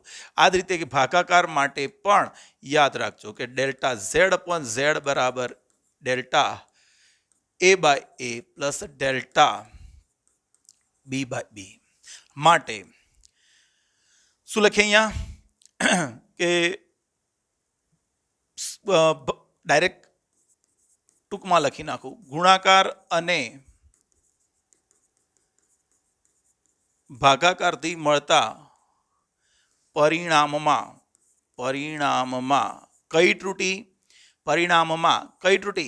સાપેક્ષ ત્રુટિ, નિરપેક્ષ નહીં, અહીંયા સાપેક્ષ ત્રુટિ એ આપેલ રાશિઓના સાપેક્ષ ત્રુટિઓના સરવાળા બરાબર હોય. ખબર પડી કે નહીં? આ સાપેક્ષ ત્રુટિ, ઝેડની સાપેક્ષ ત્રુટિ બરાબર એની પ્લસ બીની. પણ માની લો કે હું આને 100 વડે ગુણી નાખું તો શું થાય? ભાઈ હું આને 100 વડે ગુણી નાખું તો આપણે ભણી ગયા કે આ કઈ ત્રુટિ થઈ ગઈ? પ્રતિશત ત્રુટિ. તો મારથી આવું લખાય ડેલ્ટા a બાય a ગુણ્યા 100% plus delta b by b ગુણ્યા 100%. તો એની પ્રતિશત ત્રુટિ કેટલી? ઝેડની પ્રતિશત ત્રુટિ કેટલી? એની પ્રતિશત ત્રુટિ પ્લસ બીની પ્રતિશત ત્રુટિ. તો ગુણાકાર ભાગાકારમાં પરિણામની સાપેક્ષ અથવા પ્રતિશત ત્રુટિ એ આપેલી રાશિઓની સાપેક્ષ અથવા પ્રતિશત ત્રુટિઓના સરવાળા બરાબર થાય. આ ગુણાકાર ભાગાકારમાં ત્રુટિઓનું સંયોજન થયું. રાઈટ? તો સેવ કરી દો આને અને પછી એક ઉદાહરણ જોઈએ તો આપણને જીવનમાં બધું આવડી જ જાય. ના આવડે, જે વ્યક્તિ એવું નક્કી કરે કે મારે નથી શીખવું, જો સમજ ના પડી એનું નિરાકરણ થઈ શકે, સમજ ના પડી એનું નિરાકરણ થાય, પણ સમજવું જ નથી એનું નિરાકરણ કોઈ નથી. બરોબર કે નહીં? ધ્યાન રાખવા. એટલે હું આ લેક્ચર જોઉં એટલે તમને ખબર પડી જ જાય, ના પડે એવું બનવાનો કોઈ પ્રશ્ન જ નથી. ધ્યાનથી જુઓ. ચાલો તો અહીંયા z બરાબર આપેલું છે, આ a બરાબર આપેલું છે 50. આ તમારો કોણ? a બાર અથવા a, અને આ કોણ? Delta a. એક બીજી રાશિ આપી છે b, જેમાં આ તમારું b થયું ને આ તમારું ડેલ્ટા b થયું. તો a પ્લસ b શોધો, a માઇનસ b શોધો, ab શોધો ને a બાય b શોધો. તો સૌથી પહેલું z ઇઝ ઇક્વલ ટુ, ચાલો એક સાથે બધા બતાવો એટલે તમને ખબર પડે. z બરાબર a પ્લસ b. તો ભાઈ મને ખબર છે z બરાબર શું? z plus or minus delta z. કારણ કે a માં ત્રુટિ, b માં ત્રુટિ, z માં ત્રુટિ આવશે. તો અહીંયા મૂલ્યોનો સરવાળો પ્લસ ઓર માઇનસ ત્રુટિનો સરવાળો. તો અહીંયા તમારું થઈ ગયું 50 વત્તા 10 પ્લસ ઓર માઇનસ 0.5 વત્તા 0.2. તો આ થઈ ગયું તમારું 60 પ્લસ ઓર માઇનસ 0.7. એકદમ સહેલું. 2 z બરાબર a માઇનસ b કરવું છે તો મને z નહીં મળે, z plus or minus delta z મળશે. તો અહીંયા મૂલ્યોની બાદબાકી છે એટલે બાદબાકી, પણ ત્રુટિઓનો તો સરવાળો જ થાય. a માઇનસ b, એ કોણ છે? 50 માઇનસ 10 પ્લસ ઓર માઇનસ 0.5 વત્તા 0.2, એટલે આ તમારું થઈ ગયું 30 પ્લસ ઓર માઇનસ 0.7. સહી હે? હવે વાત કરવાની છે ab ની. તો ભાઈ 3 માની લો. હવે z બરાબર શું છે? ab. તો હવે કેવી રીતે મળશે? તો મને z નહીં મળે, મને મળશે z plus or minus delta z. કારણ કે a માં ત્રુટિ છે, b માં ત્રુટિ છે, તો મને z નહીં મળે, z plus or minus delta z મળશે. તો પછી સૌથી પહેલા તો z કેવી રીતે મળશે? ભાઈ z કેવી રીતે મળશે? ભાઈ z તો મને ખબર છે a અને b ની, ભાગાકાર ક્યાંથી આવી ગયો? ગુણાકાર છે. તો મૂલ્યોનો તો ગુણાકાર, એ બી કરવાનું છે એટલે મૂલ્યોનો ગુણાકાર. તો મૂલ્યમાં અહીંયા 50 છે, અહીંયા 10 છે, એટલે મૂલ્યોનો ગુણાકાર કેટલો? 500. તો આ તો તમને મળી ગયું 500. z કેટલો મળી ગયો? 500. ઢૂંઢને હે હવે ડેલ્ટા z શોધવાનો છે, ડેલ્ટા z. તો હું અહીંયા લખું કે ડેલ્ટા z, કારણ કે હવે હમણાં જ શીખી ગયા જો z બરાબર ab હોય તો ડાયરેક્ટ ડેલ્ટા z નહીં મળે, આપણે આંશિક ત્રુટિનો સરવાળો કરી શકીએ. એટલે ડેલ્ટા z અપોન z બરાબર શું આવી ગયું? Delta a by a plus delta b by b. હવે આમાં જુઓ, તમારી પાસે ડેલ્ટા a છે, ડેલ્ટા b છે ને z પણ છે, તો ડેલ્ટા z મળી જશે. તો ડેલ્ટા z અપોન z, હું હમણાં બધી કિંમતો નથી મૂકતો, આ રવા દઉં છું. ડેલ્ટા એ કેટલો છે 0.5/50 પ્લસ ડેલ્ટા બી બાય બી 0.2/10. આ થઈ ગયું 0.01 શાયદ 5. ઓકે, ઉપર નીચે બે વડે ગુણ નાખો ને, બરાબર છે. પ્લસ આ થઈ ગયું 0.02. તો આ મૂલ્ય તમારું આવી ગયું 0.03. આ તમને આંશિક ત્રુટિ મળી. આ કઈ ત્રુટિ મળી? આંશિક. જો તમને પ્રતિશત શોધવી હોય તો 3% થઈ જશે. પ્રતિશત શોધવી હોય તો કેટલી થઈ જશે? 3%. એટલે કેટલાક દાખલા એવા પણ હશે કે જેમાં આવું મૂલ્ય નહીં માગ્યું હોય, તમને ખાલી આ રીતની કિંમતો આપી અને એવું કીધું હશે કે ખાલી આંશિક શોધો કે પ્રતિશત શોધો, તો પછી આ બધું ગણવાની જરૂર નથી. તમારી આંશિક અહીંયા આવી જ ગઈ અને એના ગુણ્યા 100 કરશો એટલે પ્રતિશત મળી જશે. પણ મારે તો ડેલ્ટા ઝેડ જોઈએ છે, તો ડેલ્ટા ઝેડ જોઈતો હોય તો 0.03 ગુણ્યા ઝેડ કરવું પડે. આ ઝેડ સામે મોકલી દીધો. એટલે પણ ઝેડ ક્યાં છે? ઝેડ તો અહીં છે, અહીં છે, અહીં છે. તો 0.03 ગુણ્યા 500, આ થઈ જશે 15. તો આપણું ફાઇનલ મૂલ્ય શું આવી ગયું? જો ગુણાકાર કેટલો થતો હતો? 500. એટલે એમાં ત્રુટિ ખરી? હા ભાઈ, એમાં ત્રુટિ છે ±15. આ ગુણાકારમાં ગણ્યું ખરું. અને સેમ એપ્લાય કરવાનું છે ભાગાકાર માટે. કઈ કાર માટે? ભાગાકાર. તો સૌથી પહેલા તો મારે ઝેડ શોધવું પડશે. તો ઝેડ શું મળશે? મૂલ્યોનો ભાગાકાર. તો મૂલ્ય છે 50, આનું છે 10, એટલે આ મળ્યું 5. સહી હે? અને હવે મારે જોઈએ છે ઝેડ ± ડેલ્ટા ઝેડ. તો ઝેડ તો મને મળી ગયું 5, પણ હવે ડેલ્ટા ઝેડ જોઈએ. તો આ જે ગણતરી છે એ સેમ ગણતરી તમારી અહીં આવશે કે ભાઈ ડેલ્ટા ઝેડ અપોન ઝેડ શું? તો delta A upon A plus delta B upon બી, માટે ડેલ્ટા ઝેડ અપોન ઝેડ બરાબર આ થઈ ગયું 0.5 અપોન 50 પ્લસ 0.2/10. તો આ થઈ ગયું 0.01 પ્લસ 0.02, આ થઈ ગયું 0.03. માટે તમારે પ્રતિશત ત્રુટિ એ તો આના જેવી જ મળશે, પણ હવે ડેલ્ટા ઝેડ કરવું હોય તો 0.03 ગુણ્યા ઝેડ, અને અહીંયા ઝેડ 500 ના ગણાય, અહીંયા ભાગાકાર કરવાથી જે મળ્યો એ ગણાય. તો ભાગાકાર કરવાથી કેટલો મળ્યો તો? 5. તો 5 મૂકવાનો. તો આ થઈ ગયું 0.15 શાયદ 15. બરાબર છે. તો આપણું મૂલ્ય આવી ગયું કેટલું? ઝેડ ± ડેલ્ટા ઝેડ બરાબર 5 ± 0.15. તો 4 ફરક ઓળખતા આવડવું જોઈએ. સરવાળો, બાદબાકી, ગુણાકાર, ભાગાકાર આવડે. આ એક ઉદાહરણ છે, ધ્યાનથી જુઓ, ખબર પડી જશે. બરાબર. નેક્સ્ટ આટલું સેવ કરી લઈએ. નેક્સ્ટ જો આ સેમ છે. જ્યારે આટલો પ્રવાહ પસાર થાય છે, ભાઈ પ્રવાહ આપ્યો છે એટલે આને હું આઈ કહી દઉં. સંજ્ઞા તો આપવી પડે. પ્રવાહની સંજ્ઞા શું? I ± 0.5 ampere. આ તમારો આઈ થઈ ગયો કહેવાય ને આ તમારો ડેલ્ટા આઈ કહેવાય. ત્યારે આટલા વોલ્ટનો વિદ્યુત સ્થિતિમાનનો તફાવત ઉત્પન્ન થાય છે. વિદ્યુત સ્થિતિમાનનો તફાવત કેટલો આપ્યો છે? 20 ± 1 વોલ્ટ. તો આ તમારો વી થઈ ગયો ને આ તમારો ડેલ્ટા વી થઈ ગયો. તમારે જોઈએ છે અવરોધ. ભાઈ અવરોધ જોઈએ છે એટલે મને ઓહમના નિયમ પરથી ખબર છે કે આર બરાબર શું સૂત્ર? V/I. R બરાબર શું છે? V/I. વી કેટલું? ભાઈ વી તરીકે આપણે લઈશું 20 અને I તરીકે લઈશું 0.5, એટલે ભાગાકાર કરી નાખીશું તો કેટલું મૂલ્ય આવશે? 8 ઓહમ આવશે. હવે મારે જોઈએ છે અવરોધ. ભાઈ અવરોધ એટલે તો R + ડેલ્ટા R થાય. કારણ કે વીમાં ત્રુટિ છે, આઈમાં ત્રુટિ છે, તો આરમાં પણ ત્રુટિ હશે. તો અવરોધ આર શું મળશે? ± ડેલ્ટા તરીકે લેવું પડશે. તો આના ઉપરથી ભાગાકાર છે. ભાઈ ભાગાકાર હોય તો પણ શું? ડેલ્ટા R અપોન R બરાબર delta V/V plus delta I/I. Delta V ના રગર 1/20. ડેલ્ટા વી કોણ? 1/20 પ્લસ ડેલ્ટા આઈ કોણ? 0.5/2.5. આ તમારું થઈ જશે 0.05 શાયદ, અને 4 વડે ગુણી નાખો તો 2.2 થઈ જશે મારા ખ્યાલથી. 2.5. ઓકે, 1 પોઈન્ટ કાઢી નાખી એટલે 5/2.5 એટલે આટલું થઈ ગયું. તો આ મૂલ્ય તમારું આવી ગયું 0.25.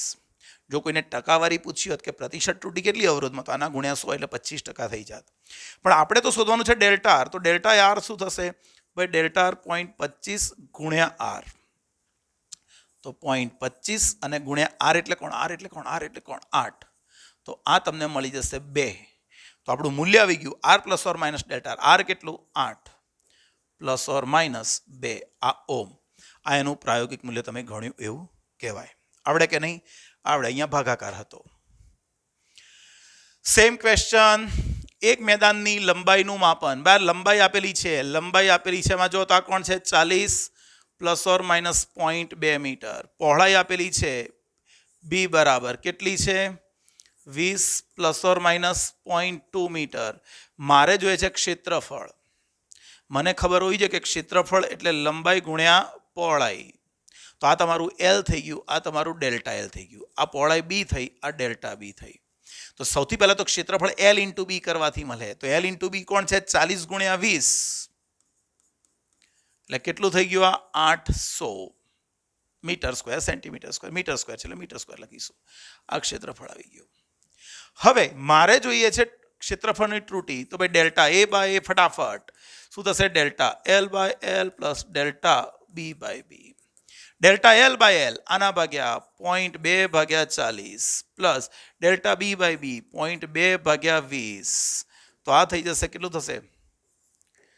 2 ભાગ્યા 40 કરી નાખીએ તો 0.05 થાય મારા ખ્યાલથી. આ 0.05 ખરું ને છોકરાઓ? આટલું જ થશે. 2 એ તો 20 થઈ ને, અને 2 એક પોઈન્ટ નીચે 2 ભાગ્યા 400 કરી નાખો તો 1 ભાગ્યા 200. 2 ભાગ્યા 400 તો 1 ભાગ્યા 200. 0.005 થશે. કેમ ભાઈ? આ તો બરોબર છે. 2 ભાગ્યા 0.2 ભાગ્યા છે નહીં? ઓકે. હજુ એક ઝીરો આવશે. કેલ્ક્યુલેટરથી કરી દેવાનું. ચાલો બરોબર છે. અને અહીંયા શું આવશે? 0.001 આવશે. એટલે આ થઈ જશે તમારું 0.006. જોઈ લો તો ફરી એકવાર. સર માત્ર ભૂલને પાત્ર. તો 2 ભાગ્યા 400 1 ભાગ્યા 200 એટલે 0.5 અને 2 બિંડા બીજા કપાય. બરોબર છે. અહીંયા પણ 2 ભાગ્યા 200 થઈ જશે એટલે 1 ભાગ્યા 100 એટલે 0.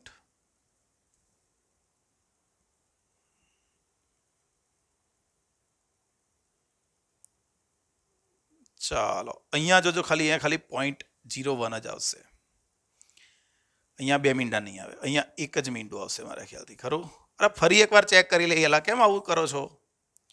આમાં તો ખરું ગૂંચવાઈ જવાયું. 2/400 એટલે 2 ભાગ્યા 4 એટલે 1/2 થાય. 1/2 એટલે કેટલા? 0.5 અને ભાગ્યા 100 કરવાના એટલે બીજા મેં બિંડા કપાય તો આવી ગયું. અને આ 0.2 ભાગ્યા 20 કરવાના છે બચ્ચાઓ. આટલું 2 પોઈન્ટ. તો તમે શું કરશો? 2 ભાગ્યા 200 તો 1 ભાગ્યા 100 એટલે અહીંયા 0.01 આવશે. ઓકે. એટલે અહીંયા સરવાળો તમારો થઈ જશે શું ભાઈ?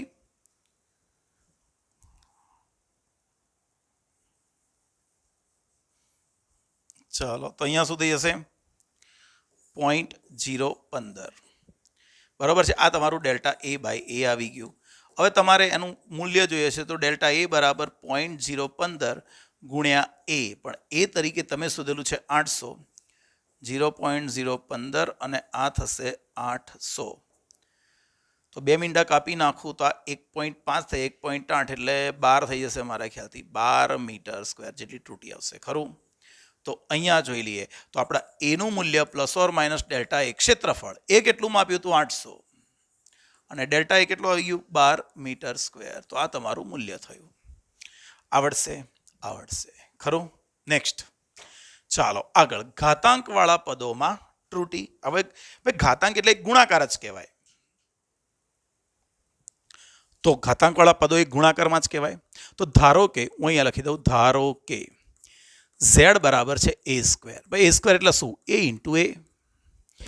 z બરાબર શું? a square. અને a સ્ક્વેર એટલે શું? a into a. તો અહીંયા મારે લખવું હોય તો આવું લખાય કે હમણાં જે ગુણાકારનો નિયમ ભણી ગયા એ પરથી. અરે હા, જો ગુણાકાર હોય તો delta a upon a, delta b upon b. તો એ રીતે મારે અહીંયા લખવું હોય તો આને શું લખાય? ડેલ્ટા z અપોન z બરાબર અહીંયાથી delta a by a plus delta a by a. એટલે અહીંયા ડેલ્ટા z અપોન z બરાબર 2 into delta a by a. આ એક પકડીને ચાલો. જો આપણે માની લઈએ કે z બરાબર શું છે? a cube. તો આને શું લખાય? a into a. તો ડેલ્ટા z અપોન z બરાબર delta A by A plus delta, આ 3 ગુણાકારમાં છે અને ગુણાકારમાં હોય તો આ જ રીતે મુકાય. તો જુઓ તો અહીંયા શું થઈ ગયું, ડેલ્ટા ઝેડ અપોન ઝેડ બરાબર 3 ગુણ્યા ડેલ્ટા એ બાય એ. તો તમે આમ જ કર્યા કરશો તો જો ઝેડ બરાબર એની એન ઘાત હોય તો શું થાય, એ ગુણ્યા એ કેટલી વખત, એન વખત. તો આ સૂત્રમાં તમે મોડિફિકેશન કરશો તો ઝેડ શું આવી જશે, N into delta A by A. તો સાદી ભાષામાં એ વાત કે જો ઘાતાંકવાળું પદ હોય ઝેડ બરાબર એ સ્ક્વેર અને એમાં ત્રુટી છે ડેલ્ટા એ બાય એ, એમાં આંશિક ત્રુટી કેટલી છે, ડેલ્ટા એ બાય એ, તો એની ઘાત ગુણાકારમાં આવી જશે, એની ઘાત ગુણાકારમાં આવી ગઈ. જુઓ અહીંયા ઝેડ બરાબર એ સ્ક્વેર હતું તો 2 આગળ આવી ગયા અને એની આંશિક ત્રુટી, તો ઝેડની આંશિક ત્રુટી એની આંશિક ત્રુટી કરતાં બમણી થઈ જશે જો બે ઘાત હોય તો. ઝેડ બરાબર એ ક્યુબ હોય તો એની આંશિક ત્રુટી એની આંશિક ત્રુટી કરતાં ઝેડની આંશિક ત્રુટી કેટલા ગણી થઈ જશે, 3 ગણી થઈ જશે. અને રીતે એન ઘાત હોય તો એની આંશિક ત્રુટી કરતાં ઝેડની આંશિક ત્રુટી એન ગણી થઈ જશે. એટલે ઘાત હોય તો ઘાત તમારે ગુણાકારમાં લઈ લેવાની. ખરું? એક ઉદાહરણ આપું તો હું તમને કહી દઉં. ધારો કે ગોળાની ત્રિજ્યાના માપનમાં 3% ત્રુટી છે. ભાઈ ગોળાની ત્રિજ્યાના માપનમાં કેટલા ટકા ત્રુટી, 3% ત્રુટી. તો ક્ષેત્રફળના માપનમાં અને કદના માપનમાં ત્રુટી, કદના માપનમાં પ્રતિશત ત્રુટી. કોઈ કહે સર પણ તમે તો આ આંશિક ત્રુટી લખી, એટલે આંશિક ત્રુટી ગુણ્યા 100 કરી દો ને ભાઈ, ડેલ્ટા ઝેડ અપોન ઝેડ ગુણ્યા 100 કરી દો તો કેટલી કઈ ત્રુટી થઈ જશે, આ ડેલ્ટા એ બાય એ ગુણ્યા 100%. બરાબર છે? એટલે ડાયરેક્ટ તમારે એની આંશિક પ્રતિશત ત્રુટી લેવી હોય તો પણ તમે સરવાળો એનો કરી શકશો, કોઈ વાંધો નહીં આવે. ખરું? ઓકે, તો અહીંયા તમે લખો છો કે ભાઈ આ જે ત્રુટી છે ડેલ્ટા આર અપોન આર ગુણ્યા 100. હવે હું ગુણ્યા 100 નથી લખતો, ડાયરેક્ટ તમે જો લાંબુ આપણે સ્ટેપના માર્ક લેવાના છે ના ભાઈ, આપણે તો એમસીક્યુ ગણવાના છે, તો એમાં લાંબુ લખવાની જરૂર નહીં. હું તો આટલું પણ નહીં લખું હમણાં આગળ જઈને. ડેલ્ટા આર અપોન આર ગુણ્યા 100 લખીએ ને તો ત્રુટી કહેવાય પ્રતિશત, પણ આપણે ટકા પાડી દેવાના એટલે ખબર પડી જાય. તો આ થઈ ગયું 3%. મારે ક્ષેત્રફળના માપનમાં જોઈએ છે તો ભાઈ એના ક્ષેત્રફળનું સૂત્ર મને ખબર છે. એના ક્ષેત્રફળનું સૂત્ર શું, 4πr² છે ને. ગોળાના ક્ષેત્રફળનું કેટલું, 4πr² થાય, સપાટીનું ક્ષેત્રફળ. તો આમાં લખવું હોય તો લખાય કે ડેલ્ટા એ અપોન એના ટકા. આને તો ભાઈ આ તો કોઈ આંકડો છે, એમાં ત્રુટી ના હોય, તો આરમાં ત્રુટી છે તો આમાં ઘાત ગુણાકારમાં લઈ લો તો 2 ઇન્ટુ ડેલ્ટા આર અપોન આરના ટકા. અને આ તો કેટલા ટકા છે, આ તો છે 3%, માટે 3% મૂકી દઉં તો આ થઈ ગયું 6%. આ એમસીક્યુ તમે મોઢે ગણી શકો કે ત્રિજ્યાના માપનમાં 3% ત્રુટી છે, ડેલ્ટા આર અપોનમાં 3%.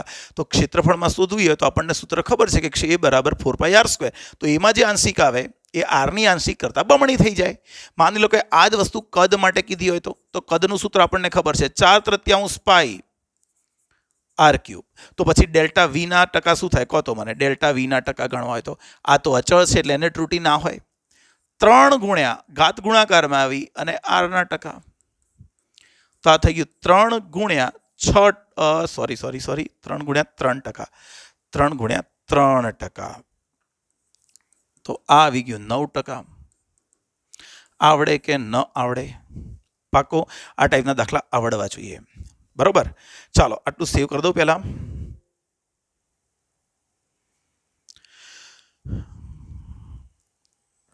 ચાલો આમાં જો થોડુંક આગળ વધીએ. હવે હું માની લઉં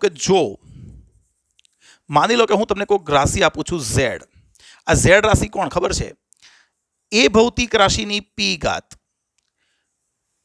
અરે ઘાત ઊંધી જગ્યાએ લખી. ઝેડ કોણ? એ ભૌતિક રાશિની પી ઘાત, ક્યુ ભૌતિક રાશિની, કેમ લોચો મારે છે સર? ચાલો, તો બી ભૌતિક રાશિની ક્યુ ઘાત, સી ભૌતિક રાશિની આર ઘાત અને કોઈ ડી ભૌતિક રાશિ છે એની એસ્થમૂળ. એસ્થમૂળ એટલે શું ભાઈ? 2 લખીએ તો વર્ગમૂળ, 3 લખીએ તો ઘનમૂળ, 4 લખીએ તો ચતુર્થમૂળ, 5 લખીએ તો પંચમૂળ. તો કોઈ એસ આંકડો છે એટલે એસ્થમૂળ થયું. કયું મૂળ થયું? એસ્થમૂળ. તો તમે આને આમ લખ્યું, એટલે ઝેડ ભૌતિક રાશિ આટલી રાશિઓની બનેલી છે આ રીતે. તો પછી શું? તો આને મારા આવું લખાય, એની પી ઘાત, બીની ક્યુ ઘાત. ના લખવું તો બી વાંધો નથી, પણ આ એક શીખવાડું છું હમણાં, તમારા મગજમાં એક ભ્રમ પ્રોડ્યુસ કરું છું. આ ઉપર આવશે તો -r અને ડીની -1/s કહેવાય. ડીની શું કહેવાય? -1/s કહેવાય. એસ મૂળ એટલે 1/s, પણ નીચે છે એટલે ઉપર લઈ ગયા. તો આના ઉપરથી જો આ સૂત્ર વાપરીએ તો શું થઈ જશે કે ભાઈ ઝેડમાં પ્રતિશત ત્રુટિ કે આંશિક ત્રુટિ જે પણ ઉત્પન્ન થઈ એ આને ભૂલી જાઓ, આ બાકીની રાશિઓને ભૂલી જાઓ, આ બાકીનાને ભૂલી જાઓ, ખાલી એની વાત કરીએ. એની કેટલી ઘાત છે? પી ઘાત. એની કેટલી ઘાત? પી ઘાત. તો એમાં જે આંશિક ઉત્પન્ન થાય એ પી ગણી કરીએ ત્યારે એનું ફાળો ઝેડમાં થાય. સાદા શબ્દોમાં ઝેડમાં જે આંશિક ત્રુટિ ઉત્પન્ન થાય, બરાબર છે, એ એની આંશિક ત્રુટિના કેટલા ગણા હોય? એની આંશિક ત્રુટિના ઘાત ગણા હોય. ઘાત કેટલી છે? પી. તો પી ઇન્ટુ ડેલ્ટા એ. હવે આનું કામ પતી ગયું. એટલે બાજુમાં કોણ આવ્યું? ગુણાકારમાં. એટલે ગુણાકારમાં હોય તો આપણે શું કરીએ છીએ? સરવાળો. તો વત્તા હવે બીના કારણે, તો હવે બીની આંશિક ત્રુટિ કેટલી? ડેલ્ટા બી બાય બી, અને એની ઘાત અહીં આગળ આવી જશે. સીની ઘાત કેટલી? ભાઈ સીની ત્રુટિ છે ડેલ્ટા સી બાય સી, અને એની માઇનસ. ના, ધ્યાન રાખજો, એટલા માટે મેં અહીંયા લખ્યું. તમને મનમાં એવું થાય કે આ તો ઉપર જાય એટલે માઇનસ ઘાત, અને માઇનસ એટલે ગુણાકારમાં ઘાત આવી જાય, તો ઘાત તો માઇનસ છે એટલે અહીંયા માઇનસ લઈએ. માઇનસ ના આવે, ત્રુટિઓનો સરવાળો જ થાય. બરાબર છે. અને પ્લસ ભલે આ માઇનસ ઘાત છે, આપણે લેવાનું તો એસ જ, અને ઇન્ટુ ડીના કારણે ત્રુટિ ડેલ્ટા આવી ગઈ. આ પદ ખબર પડવી જોઈએ. એના કારણે જે ત્રુટિ ઉત્પન્ન થાય એના કરતાં પી ગણી ત્રુટિ એને લીધે ઝેડમાં થાય. બીમાં જે ત્રુટિ ઉત્પન્ન થઈ હોય એના કરતાં ક્યુ ગણી ત્રુટિ ઝેડમાં બીના લીધે ઉત્પન્ન થઈ હોય. એ જ રીતે સી માટે, એ જ રીતે ડી માટે. અને આ બધાને 100 વડે ગુણી નાખીશું તો કઈ ત્રુટિ થઈ જશે? પ્રતિશત ત્રુટિ થઈ જશે. ડેલ્ટા બી બાય બીના ટકા plus R into delta C by સીના ટકા plus 1/s delta D by ડીના ટકા. બરાબર છે. તો આ સૂત્ર યાદ રાખવાનું. આના ઉપરથી આપણે ઘણા બધા MCQ ગણવાના છે. પાકો? નેક્સ્ટ. હવે થોડાક MCQ ગણી એટલે આપણા મગજમાં આખો ક્લિયર થઈ જાય કોન્સેપ્ટ. બરાબર છે? વાંચો. એક ગોળાની ત્રિજ્યાના માપનમાં 2% ત્રુટિ છે. એટલે ત્રિજ્યાના માપનમાં 2% ત્રુટિ છે, તો તેના કદના માપનમાં કોણ છે? ગોળો. ભાઈ ગોળાનું કદ બરાબર શું સૂત્ર છે? 4/3 પાઈ આર ક્યુબ. તો આ તો અચળ છે, માટે ડેલ્ટા વી અપોન વીના ટકા, આરનો 3 ઘાત છે તો 3 into delta R upon R. આમાં કેટલા ટકા છે? 2% છે. તો વીમાં કેટલા ટકા આવી ગઈ? 6% આવી ગઈ. Delta V by V. તો આપણને મળી ગયો આન્સર કોણ? 6% ડી. ચાલો સેમ વાંચો. ગોળાના દ્રવ્યમાનની ઘનતા શોધવાના પ્રયોગમાં દહના માપનમાં ત્રુટિ. ભાઈ હવે હું આવું લાંબુ નહીં લખું. ડેલ્ટા એમ અપોન એ આપણે MCQ ગણી રહ્યા છે, સ્ટેપના માર્ક નથી લેવાના, ડાયરેક્ટ જ. એમના ટકા કેટલા? અલા એમના ટકા છે 0.26%. આર કોણ છે? ત્રિજ્યા. ત્રિજ્યાના ટકા કેટલા છે? ભાઈ ત્રિજ્યાના ટકા 0.38%. તો ઘનતાના માપનમાં ત્રુટિ. હવે તમને સૂત્ર ખબર નથી આપ્યું, પણ સૂત્ર ના આપ્યું તો આપણને ખબર હોવી જોઈએ કે ઘનતા રો કહેવાય, અને ઘનતા બરાબર દળ ભાગ્યા કદ, એટલે કે દળ ભાગ્યા કદ. તો આપણે માપન કર્યું દળનું. ભાઈ દળનું માપન કરી દીધું, પણ કદ તો ક્યાં છે? કદ તો છે નહીં. કદનું માપન આપણે કદ ડાયરેક્ટ આપી દીધું હોત તો હું શું લખતો ખબર? રોના ટકા બરાબર એમના ટકા.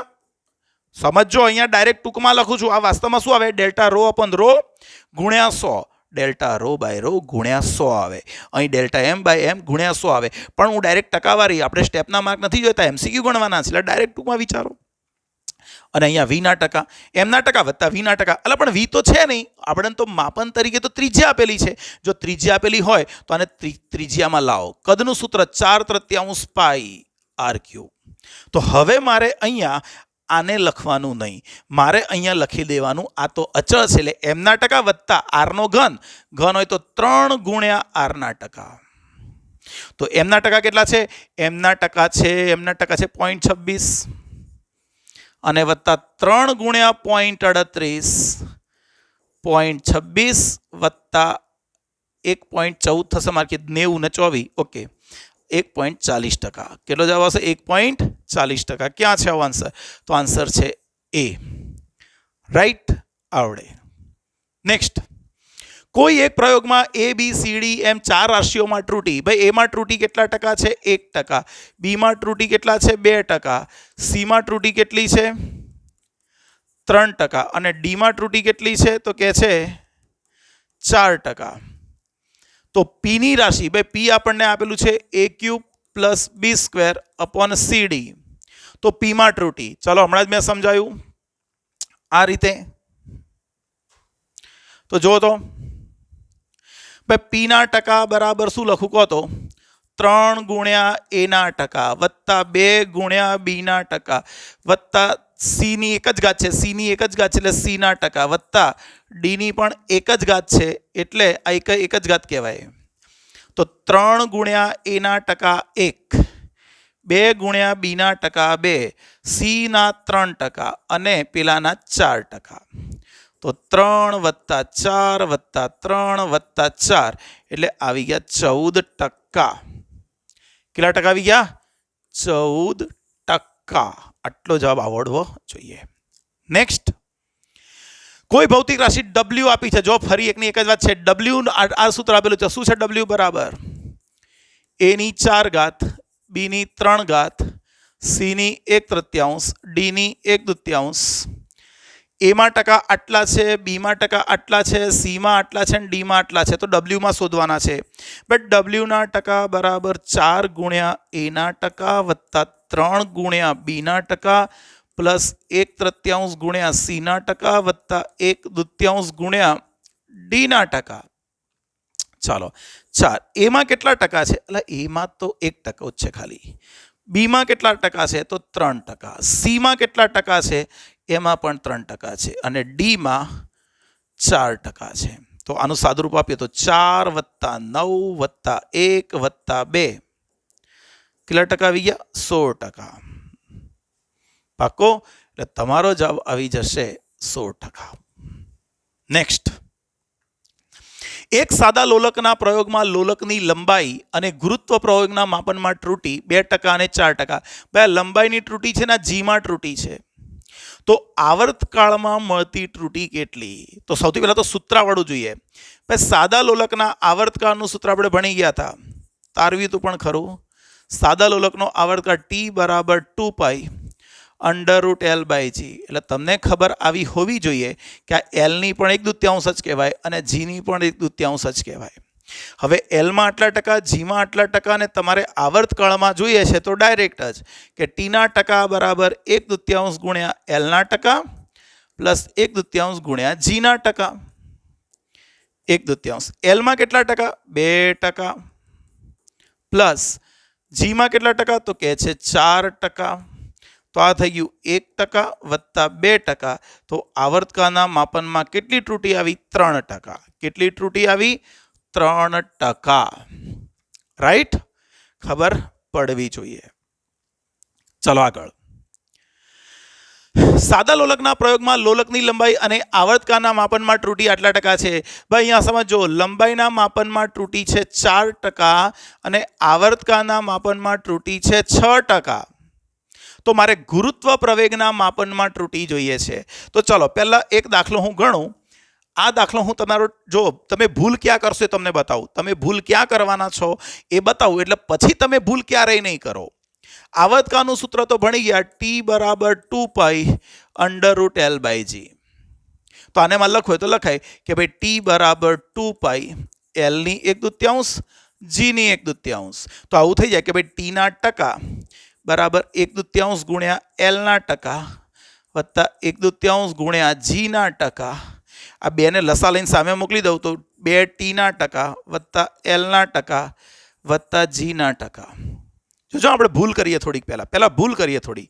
2 ગુણ્યા 3 બરાબર આ ટીના ટકા, આ 4 પ્લસ જીના ટકા. હા, તો જીના ટકા બરાબર આ થઈ ગયું 3 દુ 6 અને આ થઈ ગયું 4. એટલે 6 આ બાજુ, આ 4 આ બાજુ જાય એટલે માઇનસ થઈ જાય. તો 6 માઇનસ 4 એટલે કેટલા ટકા આવ્યા? 2%. તો આપણો જવાબ 2 ના આવે. આ જવાબ ના આવે. આ ખોટી રીત કહેવાય, ખોટી રીત. મેં યાદ કરો, મેં સમજાવ્યું હતું, ત્રુટીઓનો તો સરવાળો જ થાય, ત્રુટીઓનો તો સરવાળો જ થાય.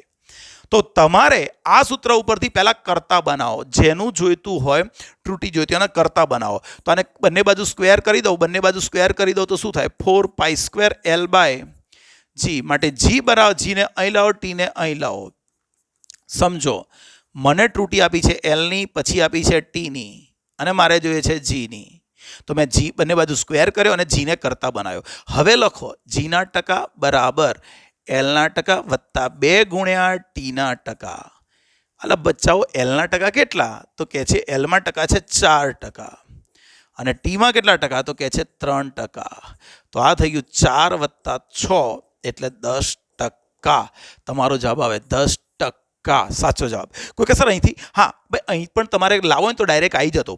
અહીંયા જો મેથ્સ ભણતા હોત ને, મેથ્સ, તો 4 આ બાજુ જાય તો માઇનસ થાય, 4 આ બાજુ જાય તો માઇનસ થાય. પણ અત્યારે તો આપણે ત્રુટી ભણીએ છીએ. ત્રુટીમાં ભલે આ બાજુ થાય, ત્રુટીઓનો સરવાળો જ થાય. એટલે 6 ભલે આ બાજુ ગયો એ +4 જ રહેશે.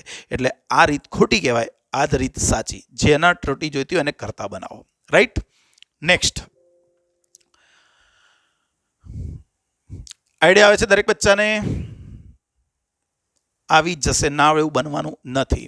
ચાલો હવે પદાર્થની ઘનતા માપવાના પ્રયોગમાં પદાર્થનું દળ આટલું છે, આપેલું છે દળ, અને કદ આટલું છે. તો આ કોણ કહેવાય? તમારું એમ કહેવાય, અને આ ડેલ્ટા એમ કહેવાય. આ તમારું કદ વી કહેવાય, અને આ ડેલ્ટા વી કહેવાય. તમારે એના ઘનતામાં ત્રુટી શોધવી છે. ઘનતામાં મારે આંશિક અને પ્રતિશત જોઈએ છે. તો હું ઘનતા લખી દઉં, ρ બરાબર m/v. હવે અહીંયા ડાયરેક્ટ પ્રતિશત નહીં મળે. હવે ડાયરેક્ટ પ્રતિશત નહીં મળે. અહીં તો શું હતું? બધી પ્રતિશત જ આપી હતી, એટલે ડાયરેક્ટ પ્રતિશત મળતી હતી. અહીં આવા જ્યારે મૂલ્યો આપ્યા હશે ત્યારે તમારે સૌથી પહેલાં આંશિક શોધવી પડે ને પછી જ પ્રતિશત મળે. એટલે આના ઉપરથી લખું તો શું થાય? ડેલ્ટા ρ/ρ બરાબર delta m/m plus delta v/v. Delta m/m આના ભાગ્યા આ 0.12/3 પ્લસ ડેલ્ટા v/v, આ તમારો ડેલ્ટા v/v એટલે 1/10. આ થઈ ગયું 0.04 વત્તા 0.1 એટલે આ થઈ ગયું તમારું 0.14. તો આંશિક ત્રુટી કેટલી આવી? ભાઈ આ તમારી આંશિક ત્રુટી આવી. આ કઈ ત્રુટી? આંશિક ત્રુટી. આંશિક ત્રુટી. અને એને ગુણી નાખો. પ્રતિશત ત્રુટી જોઈતી હોય, પ્રતિશત ત્રુટી. તો ડેલ્ટા ρ/ρ ગુણ્યા 100% કરી દો તો આ કેટલા થઈ જાય? 14%. આવડે ખરું કે નહીં? સહેલું છે. નેક્સ્ટ. જો તારનું દ્રવ્યમાન આપેલું છે, એમાં એમ છે, આ ડેલ્ટા એમ છે, આ ત્રિજ્યામાં આર છે, આ ડેલ્ટા આર છે, આ લંબાઈ એલ છે, આ ડેલ્ટા એલ છે. ફરી મારે ઘનતા શોધવાની છે. તો ઘનતા બરાબર શું ભાઈ? દળ ભાગ્યા કદ.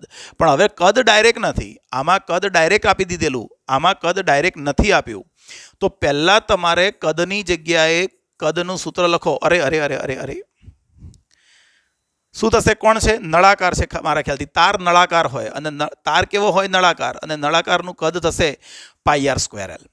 તો ડેલ્ટા ρ/ρ બરાબર delta m/m plus 2 into delta r/r અને અહીંયા delta l/l. Delta m/m 0.003/0.3 plus 2 into 0.005/0.5 plus delta l/l 0.06/6. આ થઈ જશે તમારું 1 મિનિટનું નીકળશે એટલે 0.01 થશે. આ 0.02 થઈ જશે, સાદુરૂપ આપશો તો. આ પાછું 0.01 થઈ જશે. આ આવી ગયું 0.04. આ તમારી આંશિક ત્રુટી થઈ. પણ આપણે તો પ્રતિશત જોઈએ છે. પ્રતિશત જોઈતી હોય તો ડેલ્ટા ρ/ρ ગુણ્યા 100% કરી દઈએ તો આ થઈ જશે તમારું 4%. કેટલા ટકા? 4% જવાબ આવી જશે. રાઈટ. નેક્સ્ટ પહેલા અને સેવ કરી દઈએ.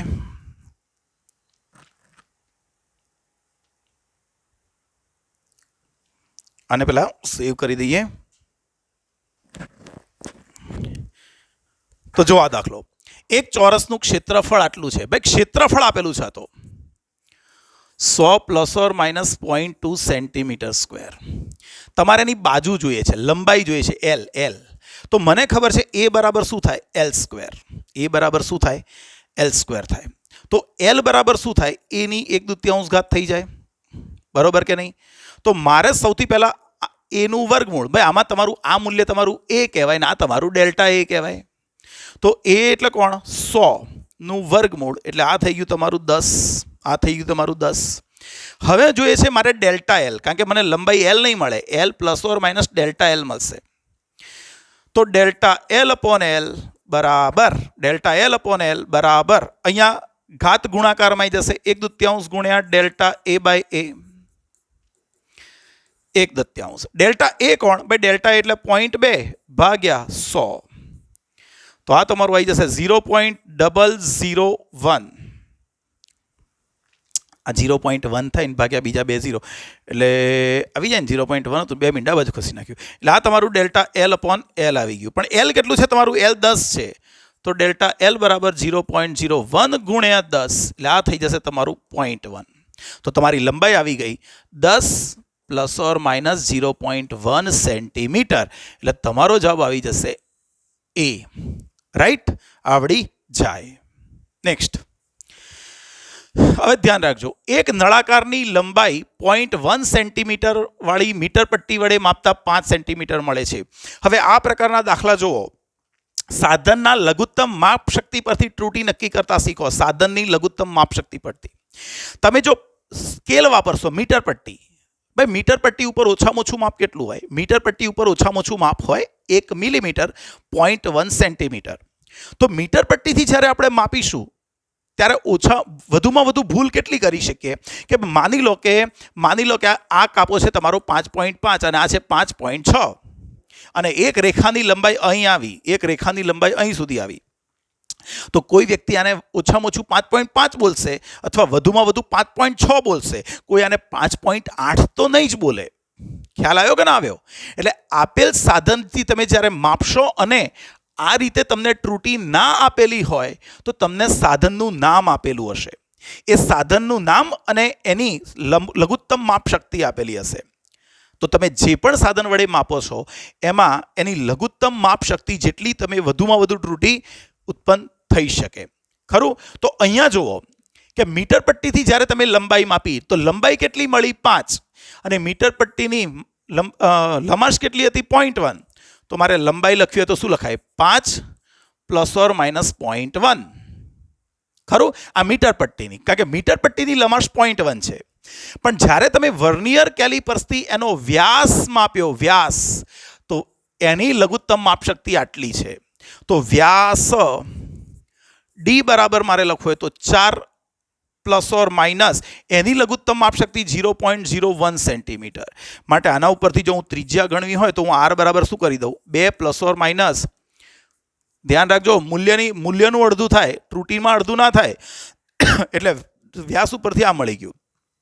તો મને નળાકારના કદમાં પ્રતિશત ત્રુટિ જોઈએ. તો ભાઈ નળાકારના કદનું સૂત્ર શું છે? V બરાબર πr²L. તો ડાયરેક્ટ જ ડેલ્ટા V/V બરાબર આ તો મૂલ્ય છે તો 2 × ડેલ્ટા R/R અને અહીંયા ડેલ્ટા L/L. ડેલ્ટા R/R એટલે અહીંયા કરી નાખું તો 0.01 ભાગ્યા 2 પ્લસ ડેલ્ટા L/L 0.1/5. આ થઈ ગયું 0.01 પ્લસ આ થઈ ગયું 0.02. તો આ તમારું થઈ ગયું 0.03. માટે ટકાવારીમાં કેવી હોય? આ તો કઈ મળી? આંશિક મળી. ટકાવાળી કહીએ તો 100 વડે ગુણી નાખવાની. ક્લિયર? એટલે તમને એક સાધન આપેલું હશે તો સાધન ઉપરથી તમને એની લમાશ જેટલી ત્રુટિ વધુમાં વધુ ઉત્પન્ન થઈ શકે. માનો કે કાળા ઘડિયાળ છે, કાંડા ઘડિયાળ કે જેમાં પેલો કાંટો ફરે છે, એ કાંટા વડે આપણે સમયનું માપન કરીએ તો 1 સેકન્ડ જેટલી ભૂલ કરી શકીએ, કારણ કે આપણી જે રિસ્ટ વોચ છે કાંડા ઘડિયાળ એના ઉપર ઓછામાં ઓછું માપ 1 સેન્ટીમીટર હોય છે, 1 સેકન્ડ હોય છે. ખરું? નેક્સ્ટ જો સેમ ક્વેશ્ચન એક આવ્યો. એક સાદા લોલકનો આવર્તકાળ આટલો છે.